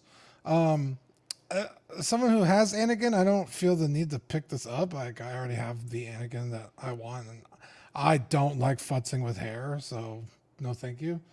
But yeah, I some people are complaining like it's the same base figure. It's like, well, what do you want them to do? Like, if they nailed it the first time, like what exact differences would you like to see? But the face does look quite a bit different, though. I did look at some comparison shots of like the head sculpt itself. They have definitely changed something there. The likeness is stronger, I would say, Dean. Yeah. Looks more rounded. I like it a little bit better, to be honest. Well, I mean, you guys are entitled to your wrong opinion, but I love you. Yeah, I think it's cool for people who want that. People have been asking for a new Anakin for a long time, so there you go. There's your chance.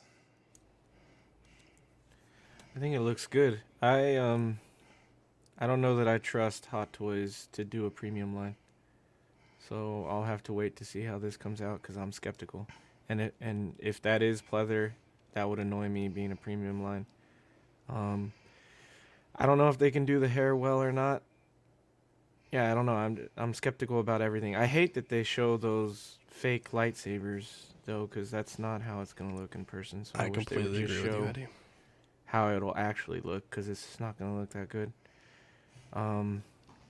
But yeah, if they can nail it, then that's great. Because I think in art won't. Who knows if they're gonna do Star Wars or anything? So it'd be cool to see like a realistic, more realistic line from Hot Toys of Star Wars for Star Wars stuff. So it's cool. It's just I'm not saying that I'm hating on Hot Toys or anything. I'm skeptical with the amount of figures they produce and everything that they do, that this will come out as premium or artisan as they say it will. So. I'm intrigued by this.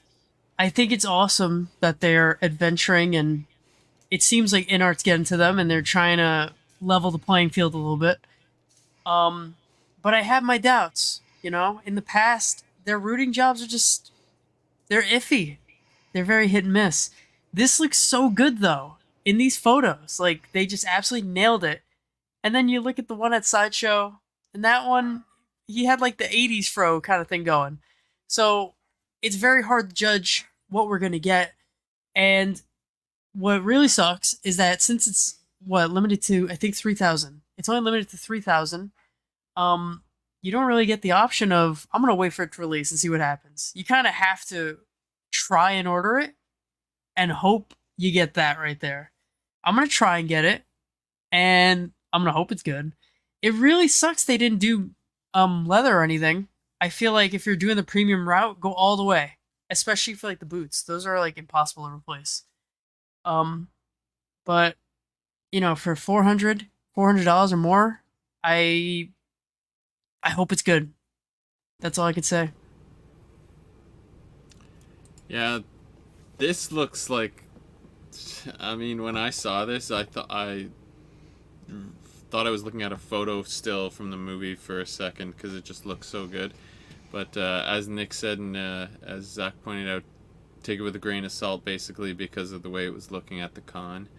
But it is exciting that they are trying something new. It looks, that last picture up close just looks so good. It's just like photo real. But I'm kind of with Dean. I have an Anakin that I like. So I don't think I would. If it was leather, maybe it'd be something I'd be a bit more interested. And like, you can't really wait, as he said, with the limited edition. So it's kind of a tough decision. But at that price point and with their history right now, it's to pull the trigger on that is really hard. For sure. Mr. Musashi says Hot Toys has some experience in the game of great pre-order pictures, followed by terrible soft sculpts. I hope it's good, but I'm very skeptical of what I'll get in hand. I also hate its limited nature. So I think it was Niculio in the chat said they should call this the Catfish Edition line, which made me laugh because, and we'll talk about some of the other figures coming up, but we had just seen the reissue of the Spider-Man from Spider-Man, like the video game version. With the silver, what do you call them? I want to call them tentacles, but spider arms, basically, or claws. Yeah, spider arms. And that was behind a limited edition, and it sold out, right? And then now we're seeing the black suit Spider-Man, which we'll talk about coming, and it's not a limited edition. I'm worried they're going to pull a fast one on us with this Anakin also. They are going to get us to buy it, and then they're going to give us a dark side Anakin. Dark side, yeah. With no limited order. And how dare you? I can 100% see them doing that. And I think that would frustrate a lot of folks, to be honest. Objectively, this figure looks amazing. Like Badfish said, it looks like literally a photograph of the dude. Like, it's awesome. But I'm skeptical of that side. Now, the other thing that I'm skeptical on is the hair in this line. So if, for example, they come out, especially with a Dark Side Anakin or another figure like the Wonder Woman that is not a limited number and looks at having more mass production, then I'd be really worried about what mass production of this style of hair or like this level of rooting would look like. Because can you imagine the QC control of thousands and thousands of these Anakins, let alone even just 3,000, which I'm sure needs and requires a ton of oversight, as well as packaging that will make sure that when you get that thing through UPS or USPS or wherever the heck you get your packages from, and they throw that shit all over the truck, that it still arrives in even close to the same condition. I know a lot of folks still, like including myself, one of my 2 inert Jokers had kind of messed up hair and was rolling around in the container that it comes with. Thankfully no damage, and I was able to beard bomb it back into place. But that also poses the other question. What is the packaging going to be like for these premium lines? How are they going to ensure that for the money you're paying for an Anakin that doesn't really have on the surface, other than the root job, that much more going for it in terms of premium materials? They got to justify the price somewhere. It's going to have to be in the packaging or the limited nature of the figure. So we'll see. We'll see if they pull a fast bait and switch and give us another Anakin down the line here too. 2 things to clarify. I had mentioned earlier I wasn't sure if it had leather or pleather, and I reread the description. It doesn't say on the, because we haven't had it solicited to us yet. It doesn't say for sure whether it is or isn't leather or pleather. I will say typically when Hot Toys does use real leather, they do point that out in the description, like they did with Indiana Jones and Wolverine. So let's just put that as a general discllaimer. And the second thing I would would say, right? The USB saber. Does it say that there while you have Yeah, your it does description say up? that. Yeah, it does. Yes, it does. Okay, so it'd still be pretty great. The blue Yeah. one's a USB. The Count Dooku one isn't. I didn't know that is correct. The second thing I would say, and I know Asmus is a much smaller company than Hot Toys in terms of production capabilities, but when they did their Gandalf, I want to say in one of their forum posts, because Asmus is really active on the groups, they had said like it takes an employee a day to do one employee all day working on 1 or 2 portraits, right? And really rooting is not like, it's not a job that can be done quickly. It's not, like you're assembly lining a paint, right? Everyone does one little portion of the paint. By the time you get done with a finished figure, it takes a long time. It is a very high skill job. I've rooted 1 figure. It took me like 3 days, and it looks terrible. It's incredibly difficult to do. So just, it is also not fun to futz. I don't think I can overstate that enough. I consider myself like pretty high level with futzing. I hate touching any of my Gandalf characters. Their hair is just a nightmare. But let's move on. So the second figure of the Artisan edition, they're doing a Joker. Now they're doing this in a Artisan edition with a rooting hair sculpt. Rooting hair version, and then a sculpted hair, which Lane asked us if we could spend some time on today, so we'll try to hit both. this is obviously has to be a direct response to what InArt's been doing. InArt's been kind of going after some of the figures that they've made. And thinking about this, like, I think it looks okay. I've said this on many occasions that I don't have the eye for Joker, or really any character that's not Gandalf or Vader. But it looks good. I would say the weakest part of this figure is what we saw with Cad Bane, what we've seen with a lot of their characters lately, which doesn't affect Anakin negatively, is how clean he is. In the movie, he's really grungy. His clothes are just kind of... They are new in the movie, but they just end up looking very sort of grungy looking. And he has the Cad Bane fresh out the laundromat, everything's nice and pristine look. And I don't really love it for this character. You do get some great expressive hands. You do have that little tongue thing that can go in the mouth. They say you have two styles of expressions, but from what I understand from people that have ordered it, it's not two portraits, it's two expressions. So there's that. This one obviously does have the same wool hair implantation. And Hot Toys does point out some of their tailoring, which I think Hot Toys tailoring is incredibly well done. Being able to layer all these fabrics together. But I just think it looks a bit too clean.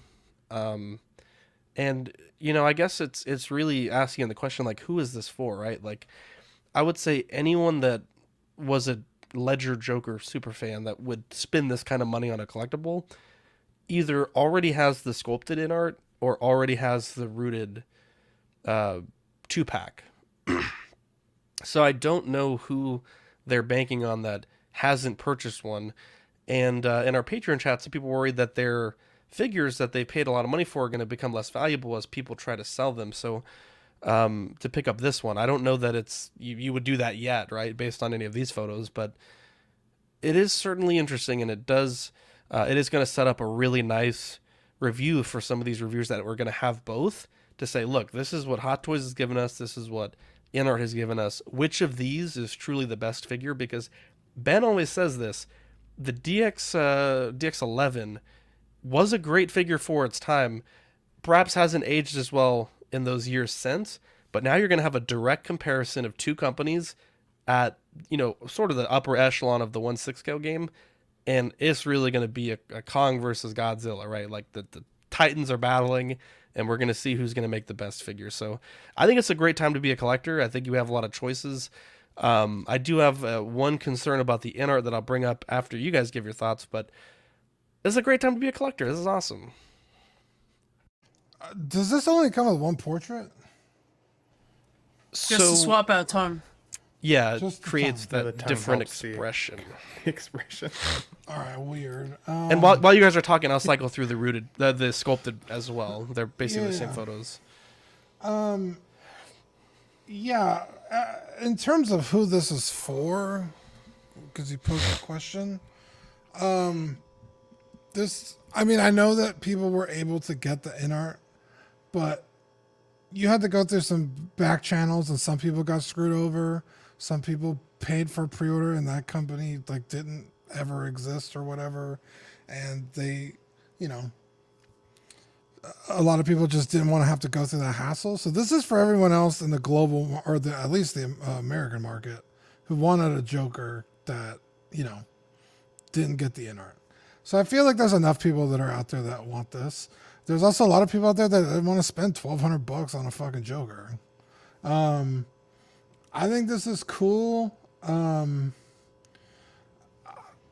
For some reason, I thought there was two sculpts. But, I know the tongue is kind of a silly gimmick, but it gives it two very unique looks you could do. Ben and I unboxed his InArt Joker one day. We were just hanging out behind the backstage, and the two sculpts aren't that different on the InArt Joker, that it's at least with the original DX figure, there was a laughing sculpt. It's okay, well, there's two unique different sculpts. The InArt ones are just too similar to really differentiate the two, unless you're like really looking at it like side by side. At least with the tongue, you can have a unique, look, and you can take it off and it looks totally different. So, I mean, at least I thought there was two sculpts. So, and this is probably also not going to be fucking $1,000. So, yeah, I think there's going to be enough people that want this, that are going to get it. So you're bang on when you say the in-art portraits are definitely not a big enough difference. Shane, One Six Figure Focus, he ended up getting two of the same sculpt in his box. And so that put it on my radar that was even a possibility. And when I got mine in hand, you really had to look at the differences there to make sure that you got two. This, I think, looks better with the sculpted hair. It just does. I don't think the rooting looks great from the solicitation photos from the rooted version. I think if you're considering the Hot Toys version, I really do think that the sculpted is the superior offering at this point. Having said that, while this is 1000% an upgrade from the DX11, I love my DX11 figure as Zach suggested. That figure came still with a table, a chair, a ton of the same accessories, and bare hands, like gloveless hands. The in-art version, while being $1,000 for two figures, came with a massive, heavy jail cell diorama. It came with seamless, beautifully painted forearms to go into that figure, and insane likeness, as well as a body type that really fits what I think Heath Ledger looked like in that film. For the Hot Toys offering here, this is splitting hairs, because the Ben pre-YouTube, pre-collecting even as much as I do now, would have lost my shit seeing this. It's good. But I actually still think that the DX11 offered more in terms of that offering, and Dean nailed it. It had at least had a laughing head sculpt. It's the Joker. He laughs all the time. The fact that we have now had a company like Hot Toys wait for InArt to release their version and then not go out of their way to make sure they one-upped that shit, like 100% one-upped it, whether that's a laughing sculpt, better likeness, better rooting, better accessories. There's no indication that any of this is die-cast. Like, why give it then to us now? Why give it this suit then again? Like, if they could have done a Nurse Joker, if they could have even done a better bank robber version, like anything to differentiate from the competition would have made this, in my opinion, more of a buy. So for the folks who didn't get the InArt because they either didn't support InArt or, like Dean said, it was hard to buy. Like, it was hard to trust that I'd ever even get those figures because I'd never used the sources in order to get them. There are a lot of people who've been waiting since the DX11 to get a Joker in hand, and now they finally get one, and at least that sculpted one looks pretty damn good. But I'd say that it still doesn't necessarily diminish the DX11 as much as I initially thought it might, because of all the stuff that figure came with, including that laughing sculpt. And it's a shame, in my opinion, that it's the same version. I feel like through statues and 6-scale and customs and everything, we've seen this particular outfit to death now. It like, even for me, Joker is like my favorite character of all time. The Heath Ledger version specifically, and The Dark Knight is my favorite film of all time. And even I'm ready to start moving on to seeing other characters. I feel like Hot Toys waited as long as they did. They should have just kind of let that one go, except that they can't, because as I said, for the folks who have been waiting since the DX11, who are now seeing the Bane reissued, the Selena Kyle reissued, the Batman reissued, it's like, okay, well, we have to see a reissue at some point of Joker.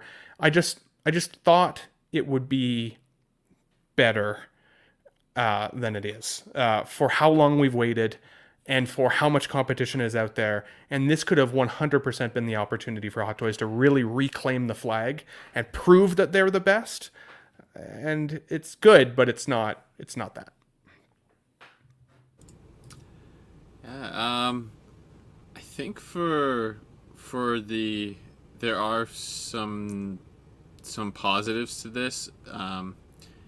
Over the InArt, though, just seeing some comparisons and including Ben's video that he did, just the InArt is definitely superior. I think for the pricing as well, can you trust the rooting? Same situations with the Anakin.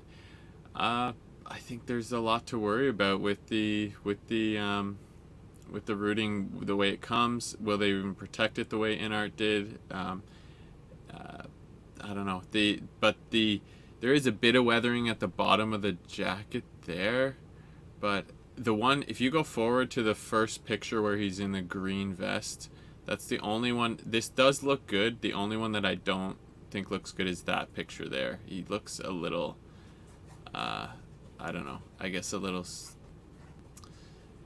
he was always skinny, but he just looks a little. It just looks a little weird there. Otherwise, I thought this looked pretty good compared. Oh, sorry, something crashing in the background there. I think it's a cat running around. Basically compared to what they've previously released, but compared to InArt, they're lagging behind. That's all I can say there. I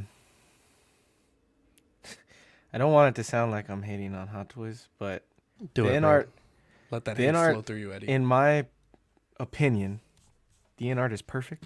So even if this was amazing, there's already a perfect figure of this. Like, I know people don't like the magnet base or maybe even the magnet hands on the InArt, or it wasn't done as well as they thought it could be, but to me that is still the perfect Joker figure to date. Like, this just seems like they're trying to match that and they're not going to. They can't I don't think they're capable of doing it.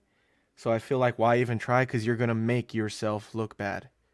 So, like, don't even try. But also, I think that he looks way too bulky in the purple coat. Like, he looks buff. He looks big. I don't think the tailoring is as good. I don't think they say highly accurate. I feel like some of the clothing coloring is off. Maybe that's the pictures of this, like something that they messed up with the pictures, and that's not how it'll actually look.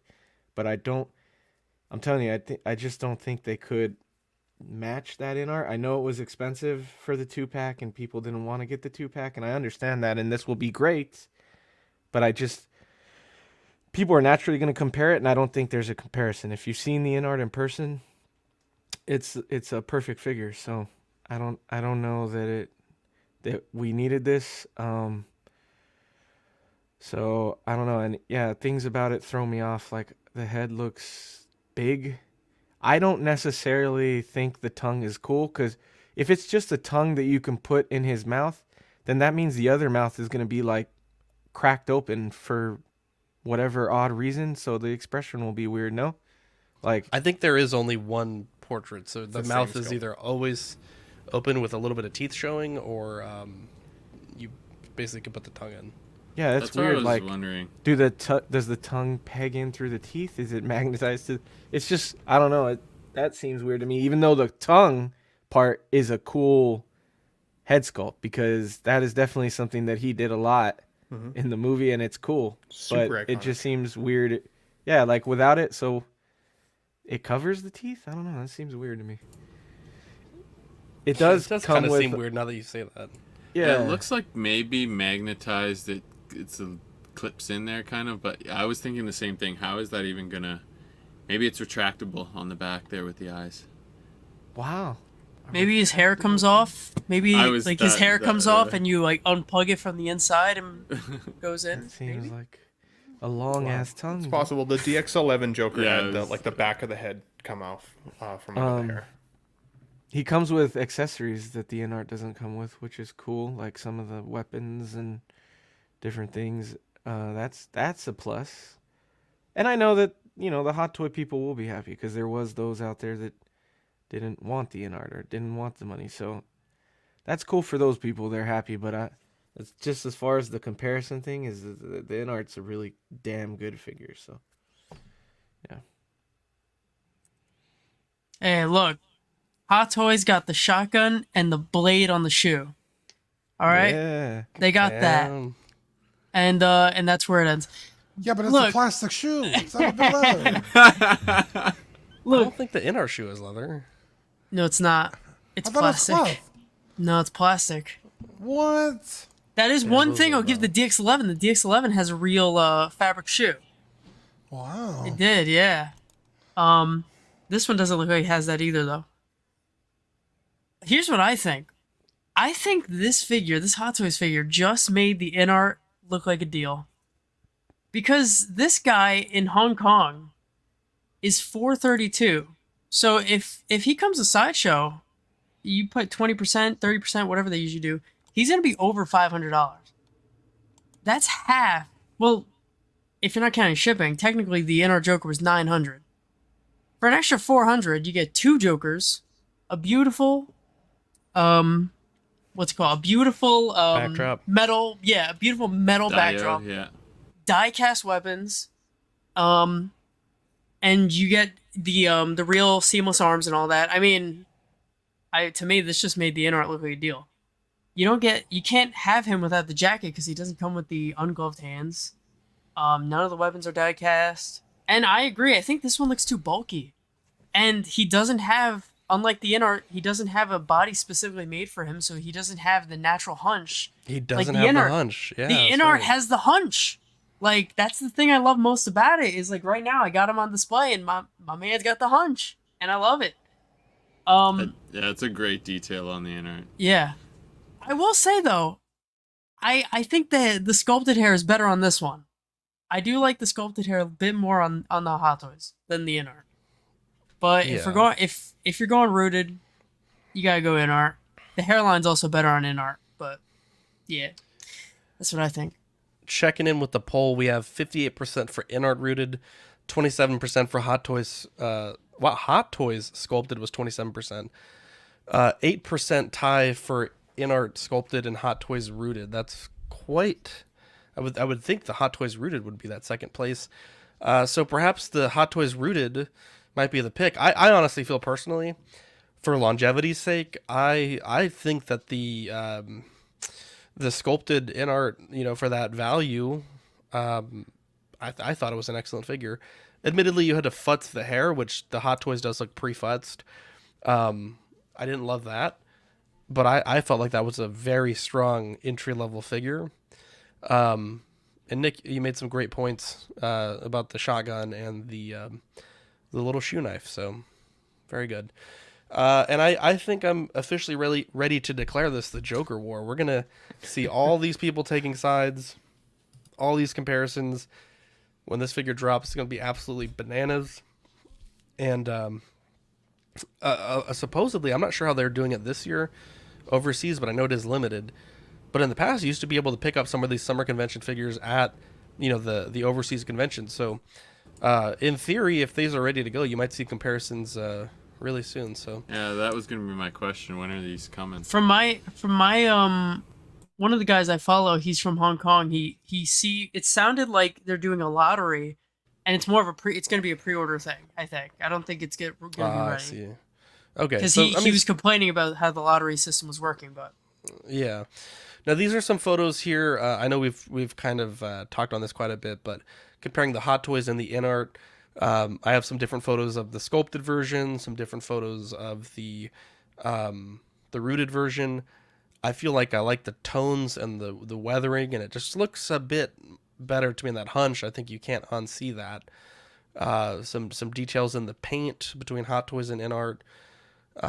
So, I think as a collector, you'll have to decide what you feel is best, and there's going to be a lot of people that are that may make the switch. I know even one of our Patreon members was already ready to sell his in art to get this one, so definitely definitely going to be interesting to see what people do. Mario El Profesoro, good to see you, buddy. The rooted Hot Toys needs work. Not a fan. Look at that hairline, man. It's a big difference. So Zach, I also ran a poll yesterday on my Instagram. Sure. Yesterday or the day before, and I mean, out of 100, or it was 89 votes. Nice. 75% of it was still for in art, and 25% was still Hot Toys. So still lines up with what we saw here. Yeah. Yep. Yeah, definitely. The only concern that I have, and I do think this is worth mentioning, I feel like the scale on the in art is a little too big. And Ben, you have the figure, so maybe you might know this a little bit better than I do. But my concern is, like, if you're collecting all Hot Toys figures, and then you have like the in-art Joker, which eventually could be paired with an in-art Bale Batman, but at the moment, you'd basically slot this into your Hot Toys collection. I do think he's a bit tall. I think he's a bit large compared to Christian Bale. And I worry that if you want everything to be in scale, if you're like really hyper focused on that, potentially I could see some people saying they want to go with the Hot Toys, but I think quality at the moment, I certainly would give it. Bale in real life. Yeah, I was just looking that up. What's the height difference there? Heath was 1.85 meters, and I think this 1.83 meters. Extremely accurate right here. This is how they work. Look, I know a thing or two about an inch, Eddie, and that's much more than an inch. Having them in person, I have them displayed next to each other, kind of almost like how Justin has them here. Yeah. If you put the heads literally side by side, the in-art Joker head is a tad bit big, a tad bit oversized. Yeah. But I will say, like, you won't notice but my it. head's bigger than your head. Yeah. Yeah. I mean, exactly. So does it, I guess, for Ben and Nick, does it look distracting to have them on the shelves together? To me, no. Okay. It does for me because I'm still using the DX12 body with the modern armory head he's sculpt, small. which was a much smaller figure than the DX19. Well, the DX19, it's not that much smaller. Yeah, and Hot Toys, their scale has gone up, I feel. They've made them just a little bit too big as well. Dean, sorry, go ahead. Oh, I was going to, just really quick, I was going to say character height and actor height, they're not the same thing. That is true. That's one of my pet peeves. Guys, if you're watching a film, RDJ is not very tall. Real. Yeah, RDJ, those Hot Toys always make him like 6'2". What even but even in no, Eddie. Like Joker is supposed to be tall like Batman. He's lengthy. Is he and taller? Skinny. Is he supposed to be taller than Batman in the movie? In different iterations, he is, and in the movie, in he this movie, been. not in different iterations. They never show them. Never show them side by side. They don't really show it, and if we don't have anything to show it, and we go off the actor heights, then this is accurate. Mm-hmm. If you made the Joker look like he was being pulled by the collar up from Batman, and I wonder if this photo, if he was hunched more, if it would look better. Mm-hmm. You know what I mean? That's the thing. I've got mine hunched a little bit in the display behind me, and it does really add to the realism, honestly. I will. Yeah, I have both of them on the bases, almost exact height. When you have the head hunched, they're almost. It looks pretty good. It's a little difference. Yeah, like Batman's a little taller. I'll give you that. Yeah, it just depends. Some movies they shoot, like a lot of the Tom Cruise movies. He's a pretty small guy. They shoot him a certain way against his co-stars to make him look as tall.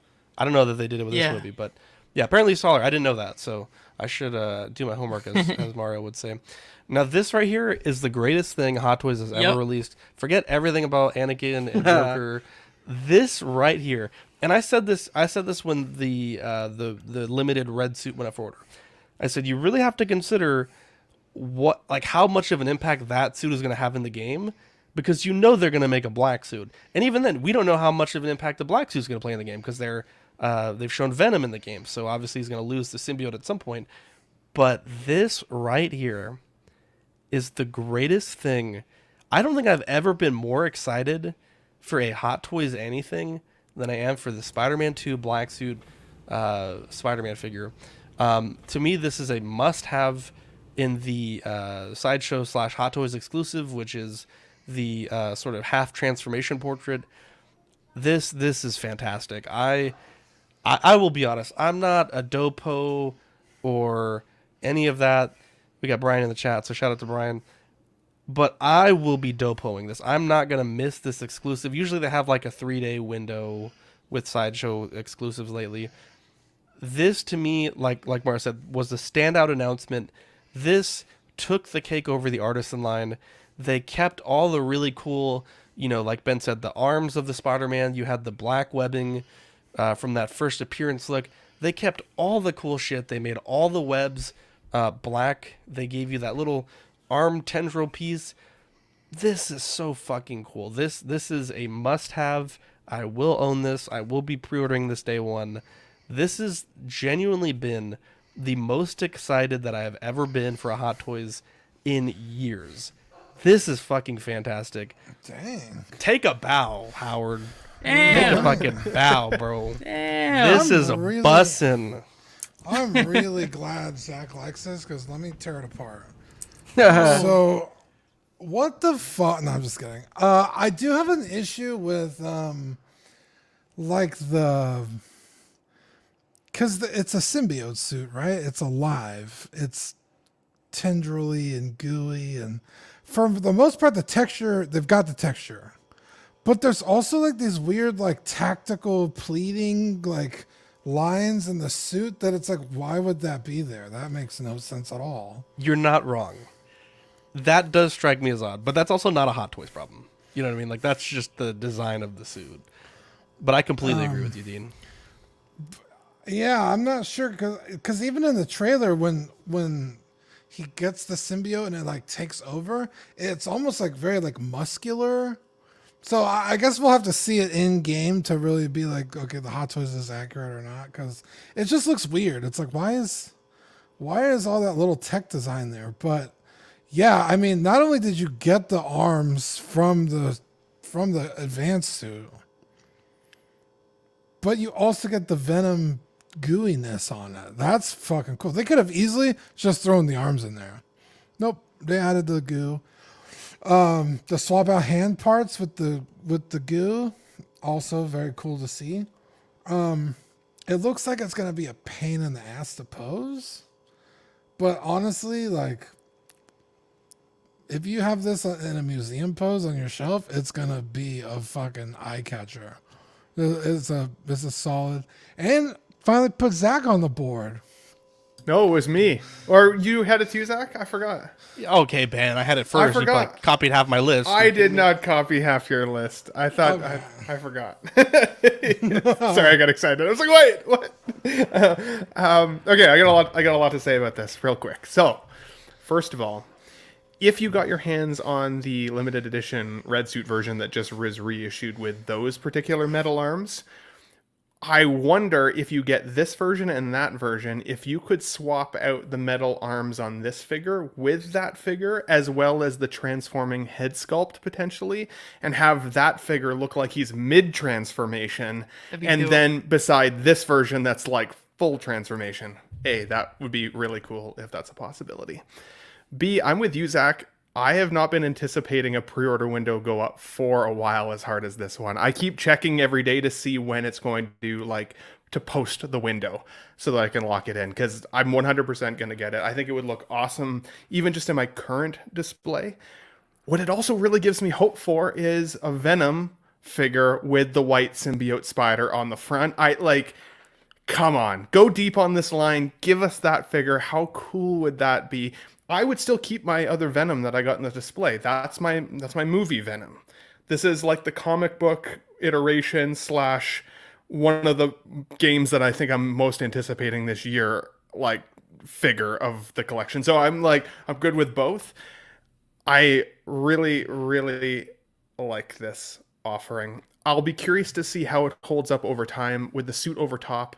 I am a little bit worried about posability, at least for long periods of time. Unlike my upgraded suit that I have for the Tom Holland offering, whenever I bend that thing out of shape for random cool Spider-Man poses and leave it like that for a couple weeks, that suit still bounces back pretty nicely for me. Whereas my movie realistic Venom, that thing, you can pose it, and I know guys like Lou out there would say you could pose it way more than people do, but for me it feels so delicate with regards to the material that I'm not willing to do anything in any way, shape, or form really all that extreme with it. And based on some of the photos of solicitation we're seeing here, it doesn't look like you're going to get a ton of posability, but I still think that it's freaking cool, and I cannot wait to get this in the collection. Okay, I don't think you guys are gonna like my takes as much as Ben's. We need it all different takes, Eddie. This is not a Hot Toys issue, and Dean brought it up, but I do not like the design of the suit with the tactical. It's not a suit. Now the game could have made it a suit, but it's not a suit. It's an organism, so it shouldn't look like that. Also, with the transforming masthead, he doesn't have the suit underneath when he has the goo on him, so that's kind of weird, but again, that could be a game thing. It should just be Peter Parker's head under there. I do like the head sculpt of the black suit. I think that looks cool. I also think this would have benefited with the Venom cuts on the shoulders and the hips. I think they could have done that well, and it would have looked better than making this look like a suit with the bunching. Now, I know that's a hot take because people don't like the cuts, but I think that done right, it would have looked better and it would have been posed better. Other than that, I like the accessories. For some reason, when they throw these legs on these releases, it just makes me want them more. Like, the legs make it really fucking cool. And then the cool black webbing, that's a cool touch that you don't ever see him do, I don't think, in the comics when he has the suit on, but I could be wrong about that. But that's cool. So there's some cool things. Also, I think the proportions of this body are weird. A very long torso, you can kind of see it here, and very like small chest, and I don't know. I think the proportions are not the best, but yeah. Eddie, you always would bring up that Scary Movie 2 thing, the strong hand. He's got the strong hand, bro. Oh yeah, he does have. Look at that. This is the return of the Dopo for sure.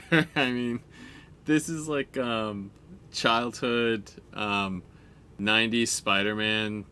If you watch the cartoon, I always loved this when all the symbiote episodes when he was struggling with it and everything. And yeah, the transformation special edition, that's I mean, that's a must-have. I agree, it's a little funny with the paneling, but I can live with it because of the spider looks really clean. As Eddie said, the head looks really good on the fully black mask.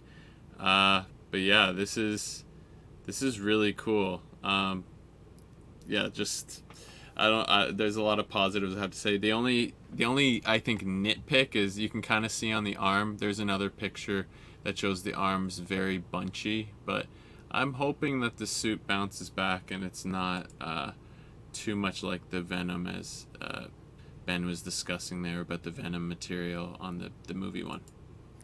But, it even has a little bit of buy. the look of that classic Spider-Man suit that we got. That like when the arms were raised, it was kind of bunchy from the video game version. Honestly, I think the bunching almost helps with the kind of gooey, aliveness to it.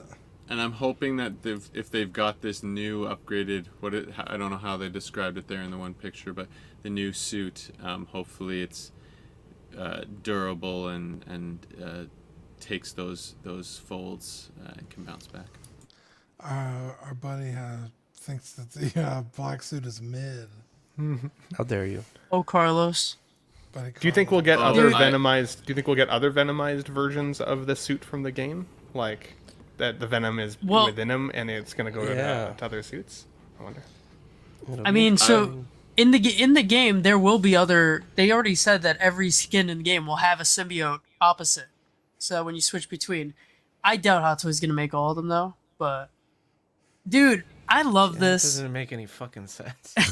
The way that this fucking Venom is, there should be no fucking suit. That doesn't make any sense. Well. So here's the thing in this game, I guess to make it themselves stand out a little bit more, because there's gonna be a million symbiotes in God knows how long. You know, Tom Holland's gonna have one soon. So Toby had one. Their symbiote is over his red suit. It does take over his red suit, and you switch back and forth between the two. So that's why it has the panel lining, and that's why I guess it came with this head sculpt too, because he wears it over this one. I actually don't mind the panel lining in the game. There's something about it in the game. I think the figure looks better because in the game it has much more like I think it moves, like the way like the symbiote looks in the game. It looks like it moves around. And it's very wrinkly in certain parts. I think it actually looks better as a figure. But I'm excited, man. This looks like my 90s Spider-Man. I love the Toby black suit, but you can't beat the OG. Like this is amazing. The only thing I have to ask is, how many are you gonna get, Zach? Bro, let me find out this goes on clearance. I have an actual video, Dean, of my reaction when I first saw this figure. I'm gonna go and play that for you. Oh, this making me have an organism in my trousers.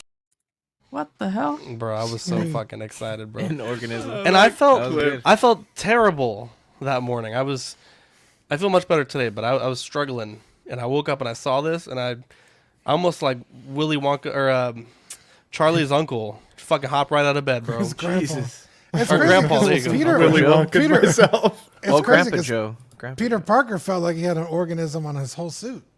Wow. A But symbiote. You love to see it. a horrible So joke. we'll update you guys on pricing you, for this.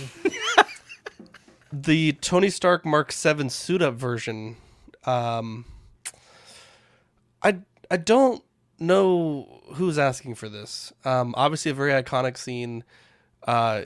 They kind of gave us like the pod transformation function with the Mark 7. They gave us the let me make sure I'm calling this right. I think it's the Mark 7 Open Edition by Hot Toys. Let me see. Yeah, open armor version. Yeah. And so I feel like if you're someone that purchased that, you'd just be upset. Like, why did I order that when I could have got this, right? Like, it actually fits onto the figure. And I feel like Hot Toys does that too often, where they'll show a better version of a figure either right after something releases or even while it's still in order. And it's just like, this is just better in every single way, I think. Like, I don't know who wants to show that figure facing backwards open. Yeah. Also, I want to slap the fuck out of whoever made this portrait, because this is so... The open mouth just looks terrible. He's just like... I just don't like it. Yeah, like, exactly. Yeah. Yeah, I don't... He looks bored. He's like jumping off a building, and he's like, Yeah, I mean... I don't like it. I wouldn't really say this is better. Because, I mean, you got the Mark 5 suit-up version, and you can't do shit with that fucking thing. So it's like you have the Mark 5, then the Mark 5 suit-up. Then you have the Mark 7, the Mark 7 suit-up. Then you have now this. Or this is the 7. The, yeah. Whatever one you just said. Don't threaten violence, guys. I went too far there. The portrait just looks terrible. Like, what is he doing? It is what it is. Like, it's not great. It's not horrible. I mean, I'm honestly fucking shocked that they're still fucking milking Iron Man after how many? He's so bored, bro. Look how bored he is. Flying midair. That's how bored we are of Iron Man figures. Jesus Christ. But, yeah, it's like, I mean, you can't even put him with, like, Loki, because in that Loki looks like he's having a good time. That's why. Yeah, it's a weird, because it's like you said, he's falling to his death if the suit doesn't get there. He should either look scared with like windswept hair, right? He's falling down, which is the point of this whole fucking thing. But then you have like a regular Tony, like I said, you could put him with a Loki, but that's not a conversation with Loki face. What is that? This is just not great. It's not the worst thing I've ever seen. How come you can't? Oh, you can, I guess. Just not in the falling pose. You can't see the arc reactor. Oh yeah, weird. I think it's weird that they show it in the falling pose in so many pictures. And how the fuck are you gonna pose it like that? Like that's the selling point. Like, oh, this is when he fell. Yeah. It's Magnets. Like, magnets. What the fuck? Jesus. You can't. He's not gonna hang like that. So I don't know. I think it's cool for people to do like that Iron Man haul like setup. Like if, like for people like who's that Iron collector on YouTube that like has all of them, Stark, whatever. Like I'm sure he'll add it. It'll look cool if he doesn't already have some shit that he made like this. But I think that's cool. But at this point, you could pretty much do the whole scene like from the pod opening to the 7 in a display. So if you figure out how to have all 3 of those figures hanging from your dude, like the top of the detail all the way down. Yeah, that would be a really cool display. But yeah, it's I don't know, man. I feel like if you have a 3D printer, you could accomplish this. There's so many Iron Man files out there that you could. I've seen so many custom 3D prints of like the open suits and shit. It's like like you said, if somebody was like an Iron Man collector, they probably already have custom shit. It's like, what is this? Yeah. Interesting. I was just trying to look up the picture of him falling out of the building, and I got like a pretty low res version one. But... Maybe at the very end when the mask is closing on his face. Yeah. But you don't really. It's cut really fast. You don't really see his face until right. He at has the a very end. really scared expression because he almost hits the ground, right? I remember his face being like really. Like, This is he's kind of almost smiling in the photo that I'm seeing, but I can share it with you. Here's that's like the best shot you get of his face I guess when he's that's falling. close then. It's pretty close, but I don't know. The pod was much cooler than this. I feel like you want the pod, but I don't know. Like there, he's just like, I don't know. Mouth's kind of closed there. His hair is also whipping back and forth like crazy. It doesn't look like he's just standing there. Like in the like Willow Smith. He whips his hair. Wow. Back and forth. Like in the figure format, it looks like it looks more like a Sopranos character. Like he looks like his hair on the side is like really like greased back, as opposed to windswept back. Very great. Like pull up the photo again of the figure, Zach. Hang on one I second. don't want to look at that face anymore. It's One something thing. scary. Oh, he about does that have. He does face. have the little. He does have the little watches. Okay, so that's good. I was like, if he doesn't have the fucking watches, I'm about to riot. It's like, don't worry, kids. Robert Downey Jr. doesn't actually look like this. That's Can horrifying. you go back bro. to his like his face sculpt? Oh yeah, look how greased his hair looks. Wow. Yeah. Yeah, he looks like a Sopranos character. Bad, bro. Definitely. Like and this looks crackhead. nothing like Jackie Chan, He's like, to be honest. He's in my like, hey, opinion. Peppa, where's my gabagool? No, I don't love this either. But I feel underwhelmed because I'm just tired of Iron Man releases. Zach, you know that guy from Pacific Rim that's in the fucking computer desk and shit? He looks more like that guy than Robert Downey Jr. You remember that character? Hang on. Now I gotta look. Charlie Day? No, the one that was like in the first movie. He was in the computer. He had the slick back hair. Fuck, I don't remember his name, but he looks like that. Yes. Ron Perlman? No. What's his name? Zach? I know exactly who you're talking about. Oh god, that's Dean, gonna really keep bother guessing. me. Toy Cartel says Silvo Dante from Probably. Idris Elba? Idris Elba?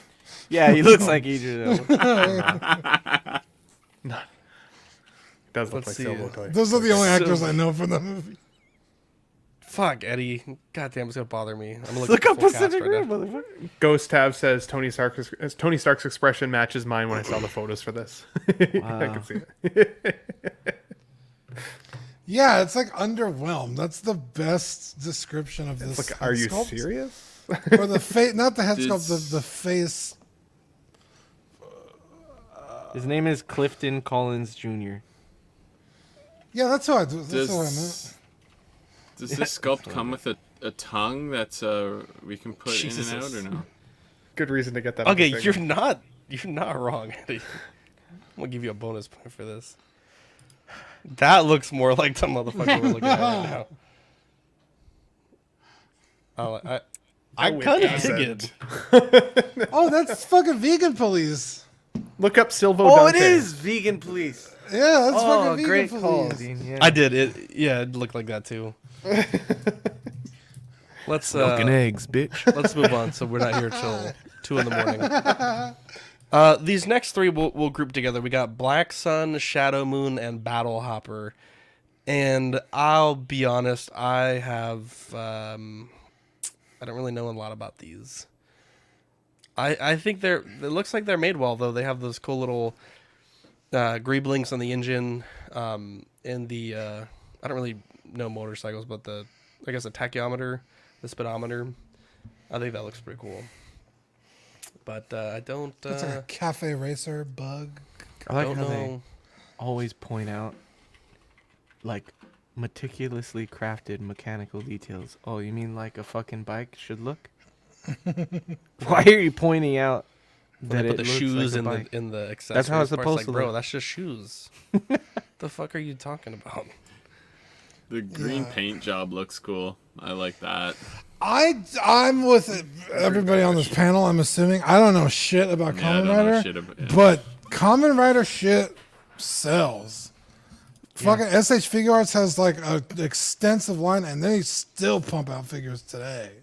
So I'm assuming this is from like the newest movie. I think it was like an Amazon movie that came out. Yeah. Again, no fucking idea. I could be wrong, guys. I don't know. You tell me. You're wrong. But it looks cool. It's like I want to say these were Kamen Rider was like before Power Rangers. I also could be wrong. They both ride the same bike, or they got two bikes. I think Battle Hopper is I just for Kamen Rider, the one in the black. Makes me want a Beetleborg figure. Bro, Beetleborgs are dope. I'd buy a Beetleborg figure. Well, okay, is Beetleborg not Kamen Rider? No. I don't think Is so. that its own thing? That's its own thing.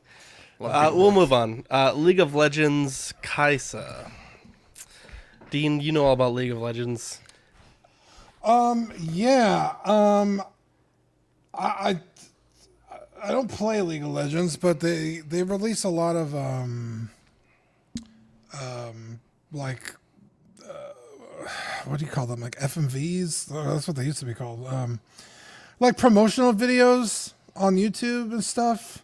There's actually a League of Legends girl band that they release like music and music videos for. There's also the League of Legends show on Netflix. Fuck, what's it called? League of Legends? Yeah. No, that show actually has a name, but it's like in the League of Legends world with like the League of Legends characters. Arcane. Which is a very cool show. If you haven't seen it, check it out. It's fucking awesome. I don't know this character from jack shit, and I would say I watched the League of Legends stuff, when it comes out. I've never seen this chick before. So according to one bit of research that I did, she's the most popular ADC, I don't know what that is, since her release. Okay. So in this list of most popular League of Legends champions, she's the number one. Okay. For what that's worth. I don't know if that's... Yeah, because it's kind of like... did you ever play... fuck, what's the name of that game? Smite? No. Okay, it's like you have like a big map. It's almost like tower defense, and you have to Battle Royale? No, it's like tower defense where you have to take towers and defend towers, but it's like crystals and shit. I don't know.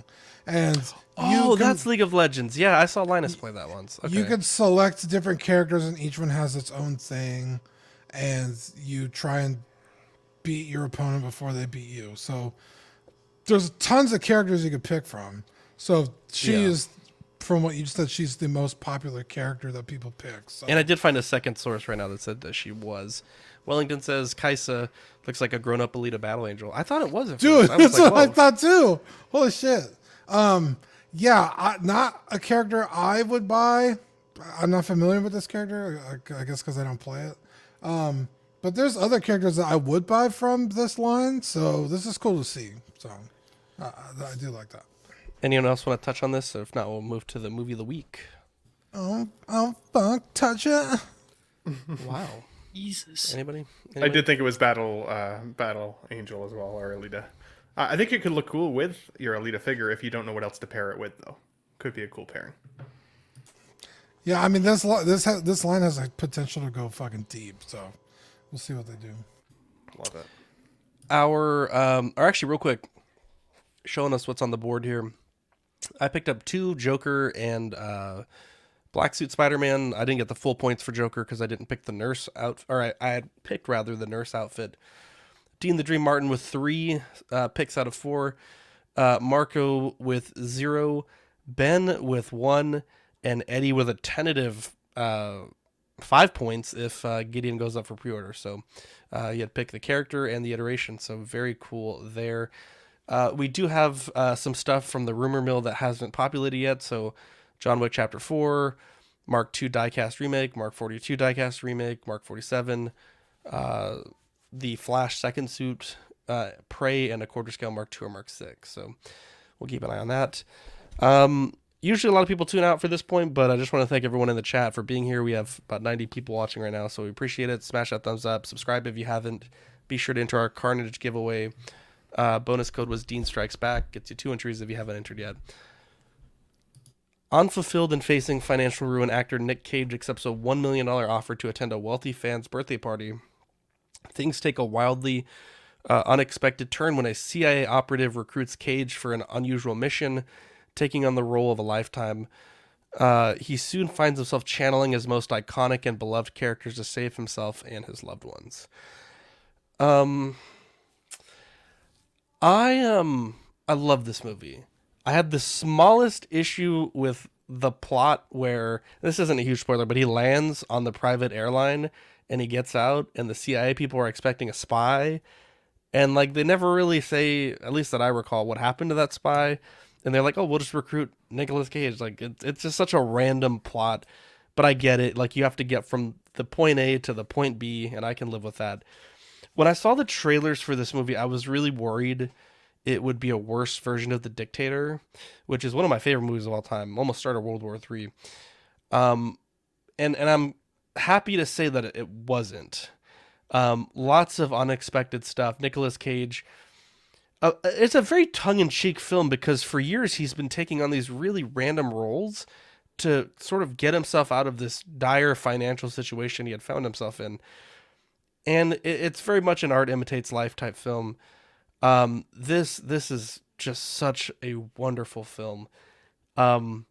It has, I think, arguably the hottest actor at the moment in Pedro Pascal. I'll say Pablo Pascal, I always say that, but Pedro Pascal. Nicolas Cage shows that he's on another level with his acting talent. There's one scene where they both think they're about to die, and he's trying to help him up, and both of these men give this like phenomenal performance, and then it's like quickly made like a joke, and it's like, oh, okay, never mind.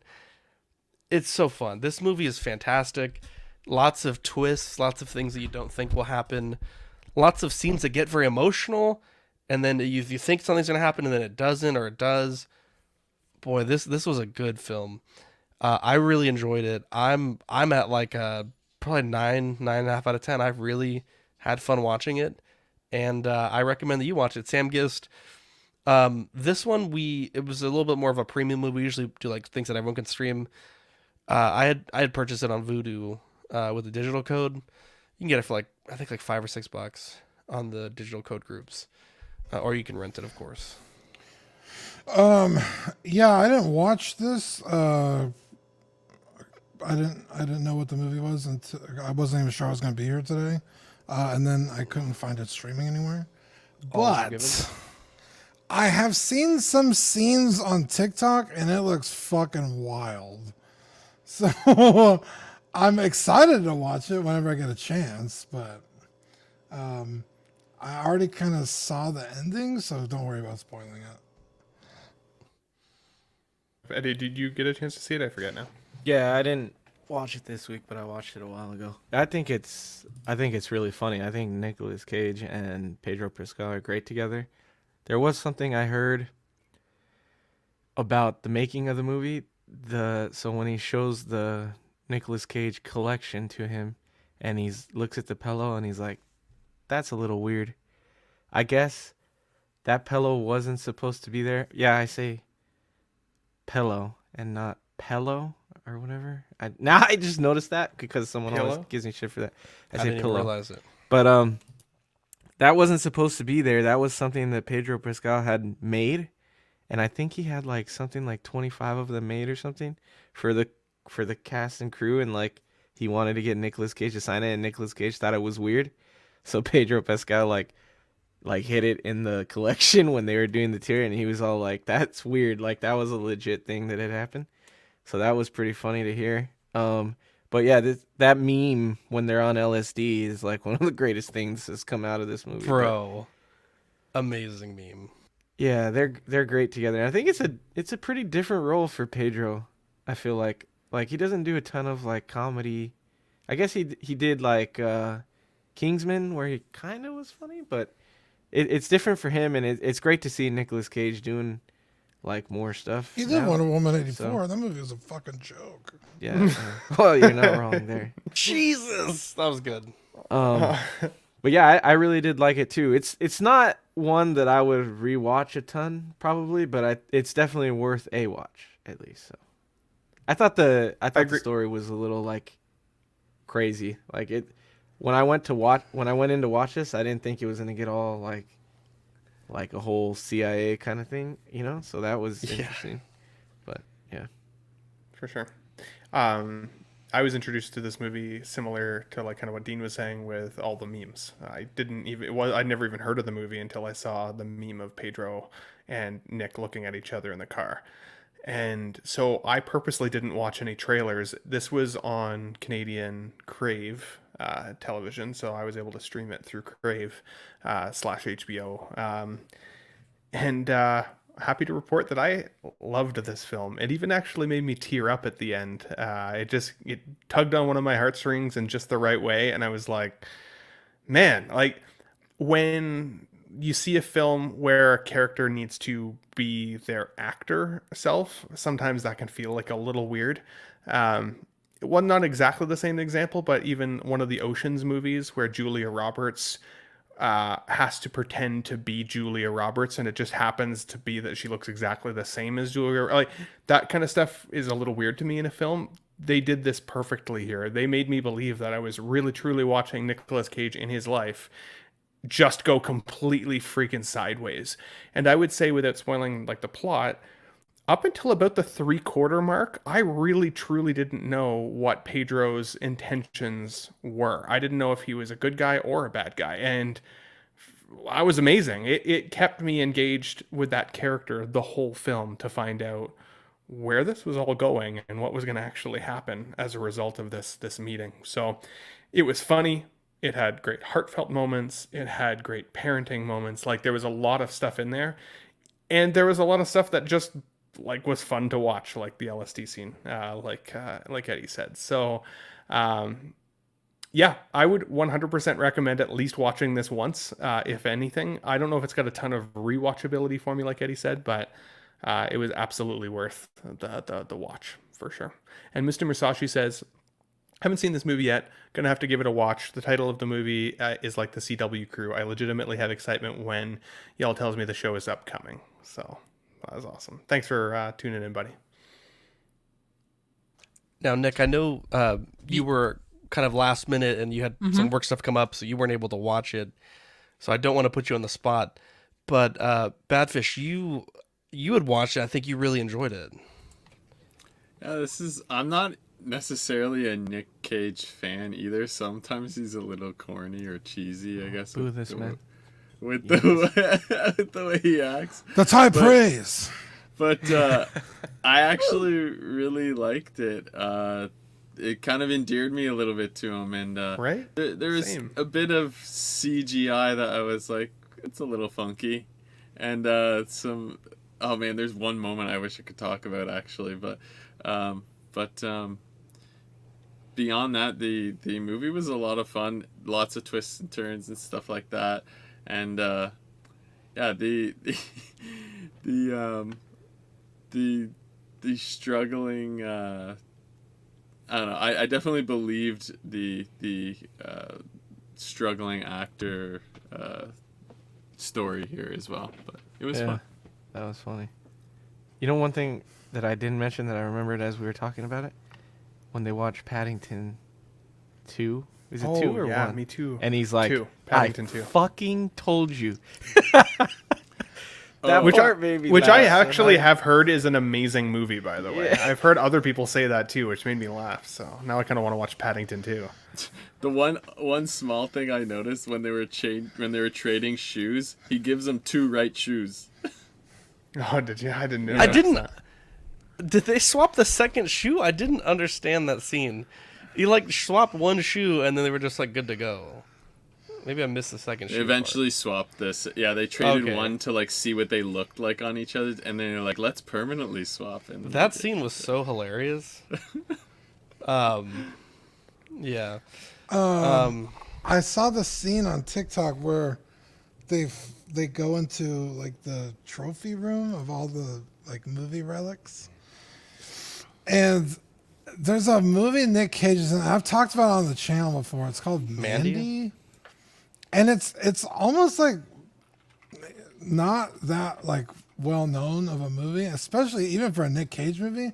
And I just love the fact that they included stuff from Mandy in it, because that movie, if you haven't seen it, it's a fucking trip. I've only seen it once, and I don't think I'll ever watch it again because it's so intense. It's on Tubi. It's fucking incredible. So if you haven't seen Mandy, give it a shot. Oh, and I was gonna say whoever made this movie loves Nick Cage, but I learned he produced it, so that made sense. Very narcissistic personality, eh? I also learned he has a new wife who's only 27. That's another thing I learned that was interesting today. So congrats to him, and they have a kid together. Good for him. I guess Eddie, Dean, or you guys want to parse that out? Who wants to make their pick? Here's the thing. I don't care, but I have a feeling I'm going to regret letting him choose a lot. So, go ahead, Dean.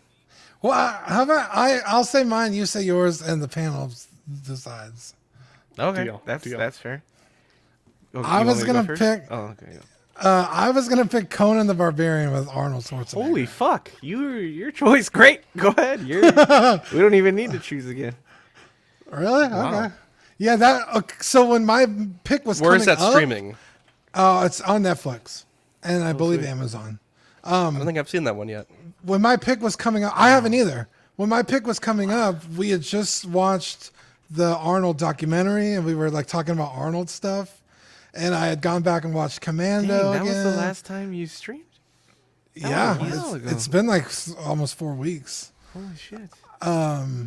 So I was like, because I've never seen it. I've never seen Conan, and I was like, I need to see it, and I've been putting it off because I wanted to pick that for movie of the week. So Yeah, I love Conan. So anything Arnold, I'm in. I was gonna pick They Clone Tyrone because I've been wanting to watch that. What is It's that? a movie with Jamie Foxx and the dude Finn from Star Wars. It's new on Netflix. I've been wanting to watch it. But shit. I 100% vote Conan. So We'll get you next week, Eddie. Nice. Let's Thanks, Eddie. no problem, man. Dean, let's say thank you to the Patreonies. I'm glad you're back for this, Dean. Yeah, me yeah. too. Yeah.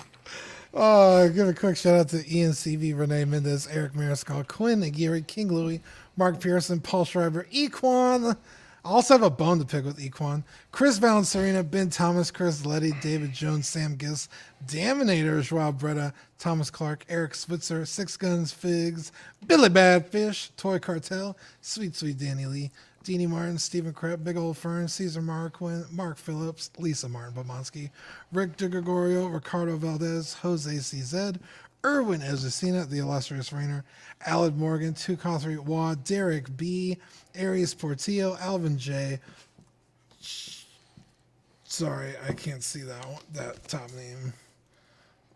Jazz Carroll? Jazz Carroll, yeah. Okay, Joe Ridley, Paulo Meza, D-Rock, Matt Clevenger, Seth Tucker, CC3PO, Scott Smith, Don McDonald, Stephen Percha, Sean Usby, Scott Bradley, Steve and Maria Stanley, Eddie Manzanares, Louis Bennett, Chip Perrin, Jimmy Hernandez, Gigi the Judgmental, and Brenton Palmer. Dude, Equan posted a picture of a figure in the Patreon chat today. I was like, dude, which Ultron figure is that? And then he just sent a picture of the figure. I was like, thanks. Which one is it? There's 1,000 of them. It's the new one that just came out. Okay, it just came out? Yeah, it's like maybe not too long ago. I've been looking for a decent Ultron. It's pretty fucking sweet, honestly. I need it. Let's see here. Patreon benefits. We have the ZW sticker, which you guys should have received already.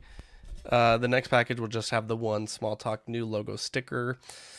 Patreon starts at $5 a month for the digital tier, $7.50 for the Sweet Angel tier, $15 for the certified crispy tier, and $25 for the What a Guy tier. We are in the process of making new Pogs for the $25 tier. I think we only have one set left. So if you sign up, you may not get the current Pog set. It'll likely be the new one. So be sure to keep an eye on that. YouTube channel members, we have Absolute Irwin, Alvin J, Andres IB, Andrew Gibo, Benjamin Hansen, Big Ol' Fern, Blurred Dad Life, Bob Dylan, CC3PO, Chris V, Cram, CT603, DJ, Daminator, Dante's Boneyard, Eclectic Collector, Equan, Fat Batman, Gare Bear, Gotham Cenobites, Jake, Just Another Friday Night, Justin Sports Card, KJ Smith, LV Avenger 702, Mark Pearson, Eddie Money Mendez, Mr. Mom Collectibles Knight, OG Fan, OMFG Rick, 16 Figure Focus, Paul Schreiber, Philip the Fool, Sam S Beam, Sam Giss, Slifer, SpongeBob SquareBalls, Sunnyvale Russ, The Ben Thomas Show, Toy Cartel, and Zeke. YouTube channel membership starts at 99 cents if you're a Patreon member, or $2.99 if you're not. You get loyalty badges and emojis and member shoutouts. TeePublic, we have, I believe all the shirts are on sale. We have lots of shirts there if you guys want to check those out. Working on some new shirts for episode 300 of CW, the new Small Talk logo, and a bunch of other stuff. So it's a big be nut. Sure to... What was that, Ben? We need like a big nut shirt or a tough nut to swallow shirt in there. Let's put it at that. Definitely. Although I don't want to steal your shirt money. No, so, you guys go to town. You can make your own logo. There you go. I'll sign off the rights. There we go. I need some legal ease, Ben. Tomorrow we have After Dark at 10:30. Yeah, Sam, I'm working on it. I promise. He says, no matter what, I still think you should make more incentives for higher tiers to make people want to be there. 100% agree with you. I promise I'm hard at work at that. In fact, I have some ideas. Friend that produces products. Let me run this by you guys. Like a tote bag, Dean, with our logo on it. So when you go to pick up like a Hot Toys figure, like at a store, you could put it like the shipper box in the tote bag. I don't know. Just thought of that a few days ago. Nice. Don't know if I love it or hate it. What about fanny packs, dude? Those like if fanny packs are in, I will look into that. I feel like they are in right now. Well, Okay, maybe so it's just gym stuff, but people keep been an eye on using it. fanny packs. After Dark tomorrow, 10:30. Dean, if he's feeling well, will talk a little bit about what he's been going through, potentially. Live unboxing Mondays. OFAC this Thursday. Question of the Week on Sundays. Small Talk will be... Sean had said that they may go live on Sunday in the evening just to kind of get through some of that news. Han says she loves fanny packs, so maybe fanny packs might be the move. Oh, see, Canada. Live and Let Dice... Unfortunately, she looks good in a fanny pack. I you definitely could put would your not look nuts good in a in fanny there. pack. I'd actually pay to see Ben only in a fanny pack. Wait, Ben, you could put your weed in there. You could put your weed in there, 100%. I've been saying that to her everywhere we go lately, and I don't know if it's getting old yet. One of my but wife's favorite phrases. Anytime she sees a little jar. Yeah, you could put your weed in there. That's awesome. So, let's see here. Live and Let Dice. We had with Dean not being able to be there, and then Max, he's a pilot for the Air Force, and he got stuck flying from Hawaii to California. I don't know, it's a bunch of Air Force stuff. We had to call it off, but we'll be back hopefully in the next 2 weeks. And then OXPD, if Dean's feeling up for it again, we'll be doing that soon. So be sure to stay tuned for all that. And let's give Nick a round of applause and Badfish. They stepped up to the plate today. Went through the gauntlet. It was fun. Nick, do you want to plug anything on your channel, Badfish as well? What you guys got going on Small Talk? I got nothing much on the YouTube land. I appear on streams every so often. My main source of content is on Instagram, post figure photography. That's about it. There you go. Let me drop your Instagram here. Oh, I mean, I don't know why I forgot about this. If you guys, anybody's ever down for some entertainment, we got the OSW wrestling show on my channel. I have some old ones up if you want to watch the old ones. I gotta do a new one. It's been a while. I need time for it. I want a shot at I know. Dean called out Howard that one time, so. Wow. Yeah. Wow. Eddie, do you have anything going on your channel that you want to plug? Badfish, you can plug Small Talk as well. I might shoot a review for this Hellboy, just because I don't think there's very many out there, and noise. I haven't shot anything in a while, so maybe I'll do that sometime this week. So, and also I just thought of this: CW condoms with yours and Dean's face on them. They don't make. I don't know if anyone wants to see that before they fuck, but No, because just when I jizz, Worst I want case. to jizz on your face. You jizz in condoms, Eddie? I will now. Boy. Wow! I was like, Zach, what do you think condoms are for? I know, you jizz in condoms.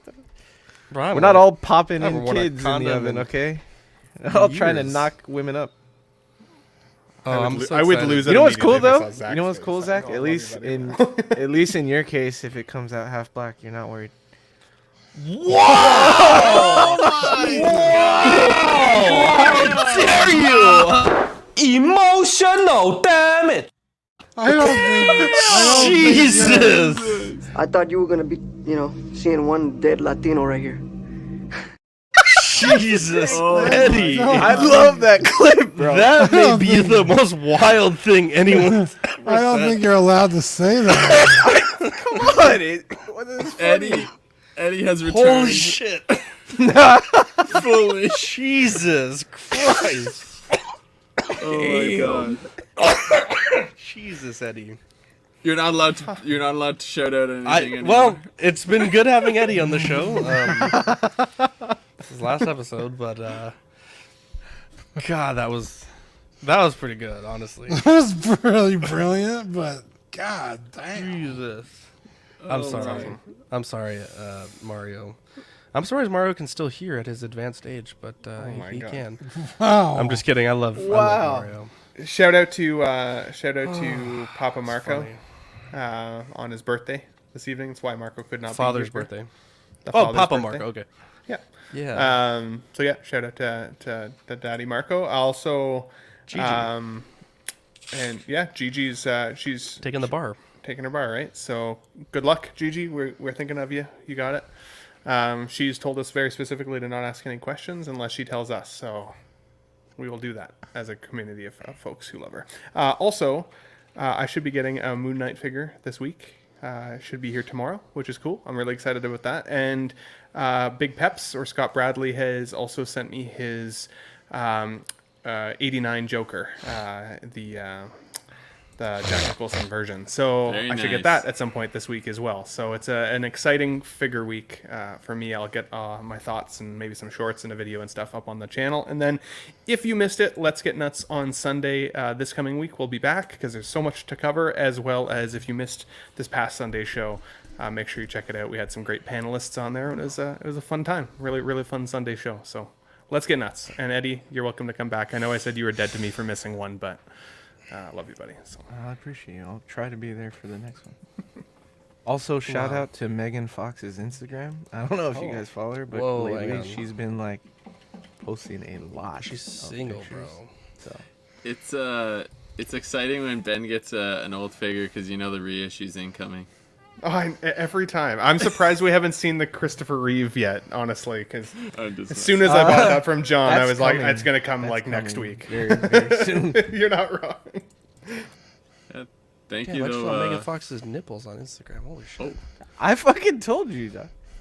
Wow. It's Britney Spears all over again.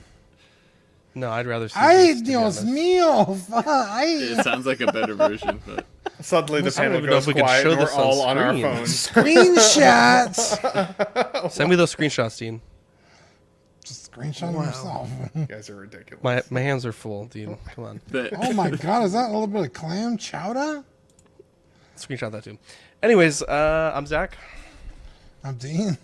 I'm Ben. I'm Eddie. Badfish. I'm Nick. I'm horny. Oh my God. We'll catch you on the next episode. Bye.